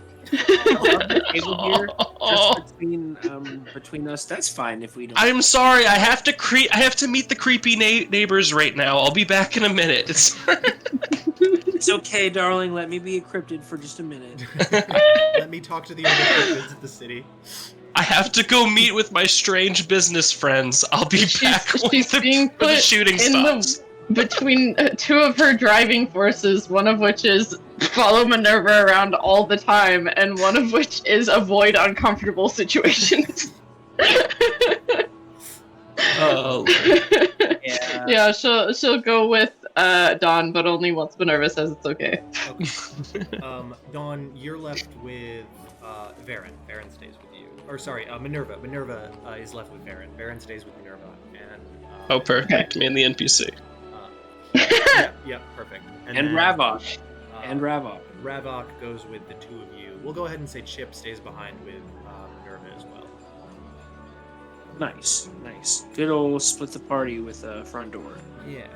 Lovely. Precisely. For a phonetic question, if you don't mind my asking. Because I see what Minerva is worried about, like having no stamina on the way to what it may be like a boss fight or something. No, I mean I literally am tapped. I can't burn the 2 stamina in order to do the job. I have a level 8 ability written down, but my book is away from me at present. That is, I believe, the ability to turn my stamina or morale into something like that. I think. Let's see. Is it a social? Me too. I've actually burned 6, so I have a cap of 4 right now. But I've burned 6, and the only reason I was able to do that is because I used the Tower of Strength ability, if that's what you're looking for. Yes. Where you can burn morale into stamina. I did that earlier. And that's the reason I was able to do the whatever the hell it was I was recently. Must be like even after that. Swift Strike. How would you feel about your good buddy Dawn giving you some more stamina? If you are able to like transfer that from one person to another, that's incredible, and I will accept it. Doesn't Tower of Strength let you do it to yourself or other people? I think it's. I didn't think so. yourself. It is only you. Is there another ability that lets you do it to other people? There's probably a spell that'll allow I'm you gonna go to. look for my. You guys continue your thing while we're out here in the parking lot. I'm gonna go and fetch my book. Anyway, I'm inside playing Tea Party because I have 2 more uses of tea make thing. Morale, no, there's stamina tea. one There it is. That you can target other people and give them more morale. You can give them 2 morale back. That also will work because I have Tower of Strength, so I can Oh. burn that into stamina. Tower of Strength. As an instant action, you may burn 1d4 morale to restore an amount of stamina to yourself or an adjacent target.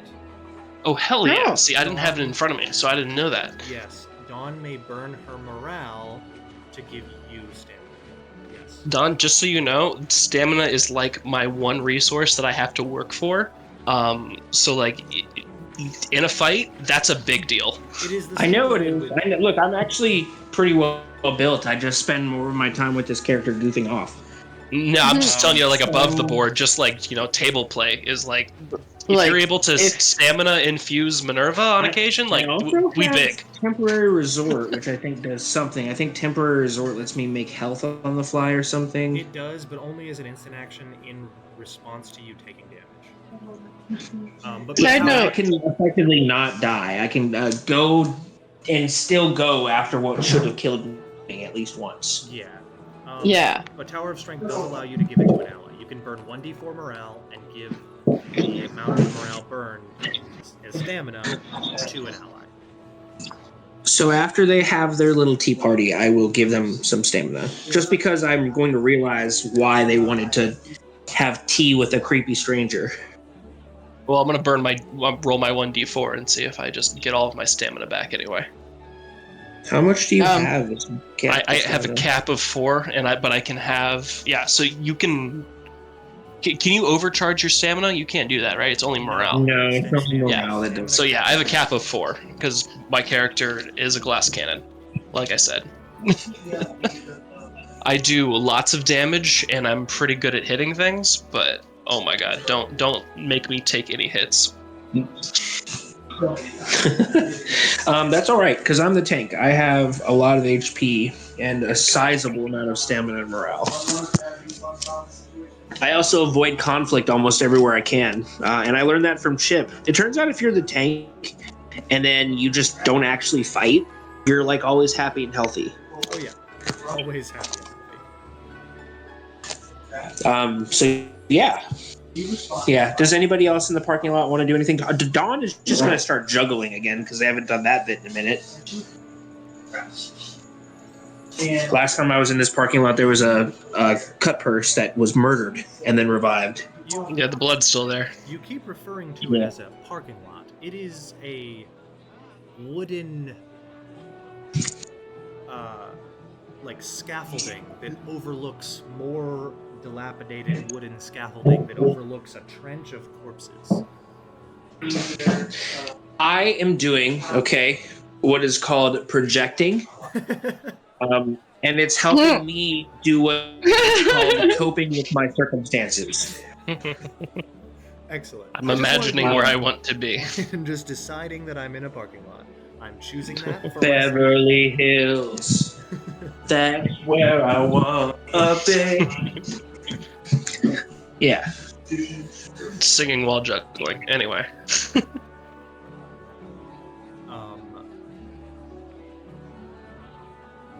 So, Minerva, what was your total? What'd you roll? Oh, in D4. Yeah, so it was the 4 maxed out. Nice, maxed out. You have a brief series of conversations with this woman and realize you could make use of her skills. She is an excellent potion brewer. She is an alchemist of some renown, and you also gather the information that she did study 3 terms at the university a good long while ago. She does have desires to return to the university, but she was kicked out for creating a potion that killed multiple people in the city of Cartia. And had she not fled to Leper City, she would have been executed. So she's not allowed to return to the university, and if she was to ever set foot, there are orders to kill her. So she can't return to the university, but she wants many things that the university provides, and is willing to give you potions and the like for free, assuming you can provide her with those things. Gotcha. So, connection. So as for, like, does she have specific things that she wants, like, I don't know, like things for me to steal and to bring to her for potions, or does she need services at the university? That she will. Books from the archives. That's what she wants more Okay. specifically. She really, really wants books from the archives. She also... Well, she does know that she can't steal books from the archive, like literally. Yes, she knows that stealing books from the archives is difficult, though she hints strongly that it is not impossible. They wouldn't have the requisition teams otherwise. The requisition teams being the group of very skilled alumni from the university that requisition books stolen from the archives. Gotcha. With great force, if need be. They will kill people to get these books back if they need to.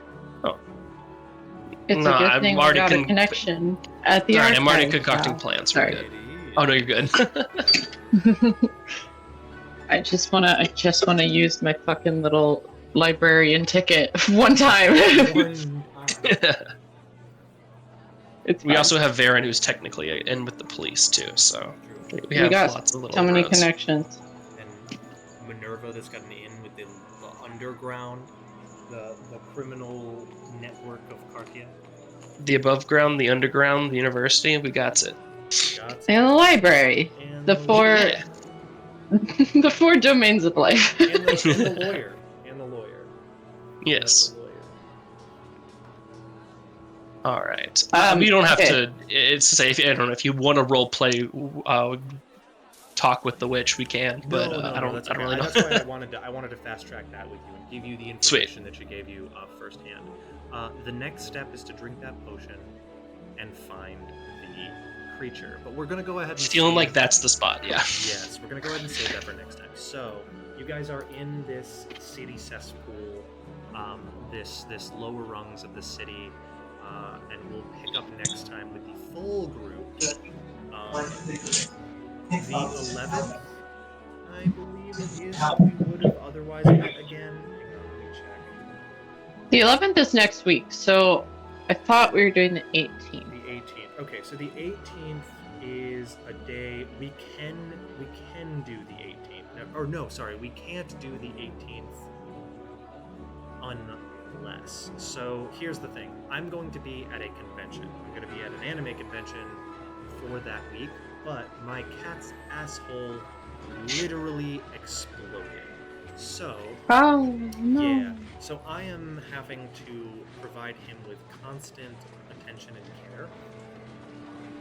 There is a vet appointment on the 13th just before that weekend where they will tell me whether or not it is safe to leave him alone for an extended period of time. As of right now, I've only left him alone for long enough for Oscar or I to have our, in-betweens at work. He's only been alone for more than 3 hours at a time so far. So we have to see if his condition is better, if his asshole is healed enough for us to leave him alone. If not, we will have a session again on the 18th. So I won't know until the 13th if we have a session on the 18th. If I go to Katsucon, if I go to the convention, we will not have a session on the 18th. If I don't go to Katsucon and I have to look after my cat, then we will have a session. Does that make sense? Yes. Yes. Okay. Cool. Alright. That makes sense I will to check me. for updates. That's how I will roll by it. That is. How's your cat's asshole? All right, great. Yeah, basically. Is your cat's asshole okay? Yes. Heard. No. Gotcha. Then we'll play. Poor baby Hansel. Yeah, poor baby Hansel. I'm so sad. He's got the little cone of shame on. He looks actually he looks pretty spry for having an exploded asshole and a cone of shame around his neck. He's handling it like a little champ. Hansel has never let I'm sure the asshole thing probably pushed it to the limit, but I've never seen Hansel let a single thing get him down. Yeah, He is not a phased creature at all. no, Like nothing. He definitely hid, and that is how I knew there was something wrong. He was hiding and seemed bothered. And he never ever seems bothered, so that's how I knew what was wrong with him. And we took him to the vet, and they were like, "Oh yeah, he's got an abscess." And I was like, "Oh okay, what do we do?" And they're like, "Just give him antibiotics, and it'll heal on its own." And I was like, "Cool, heard." The very next night, it literally exploded. The asshole ruptured and popped. So I had to rush him to the ER. And buddy.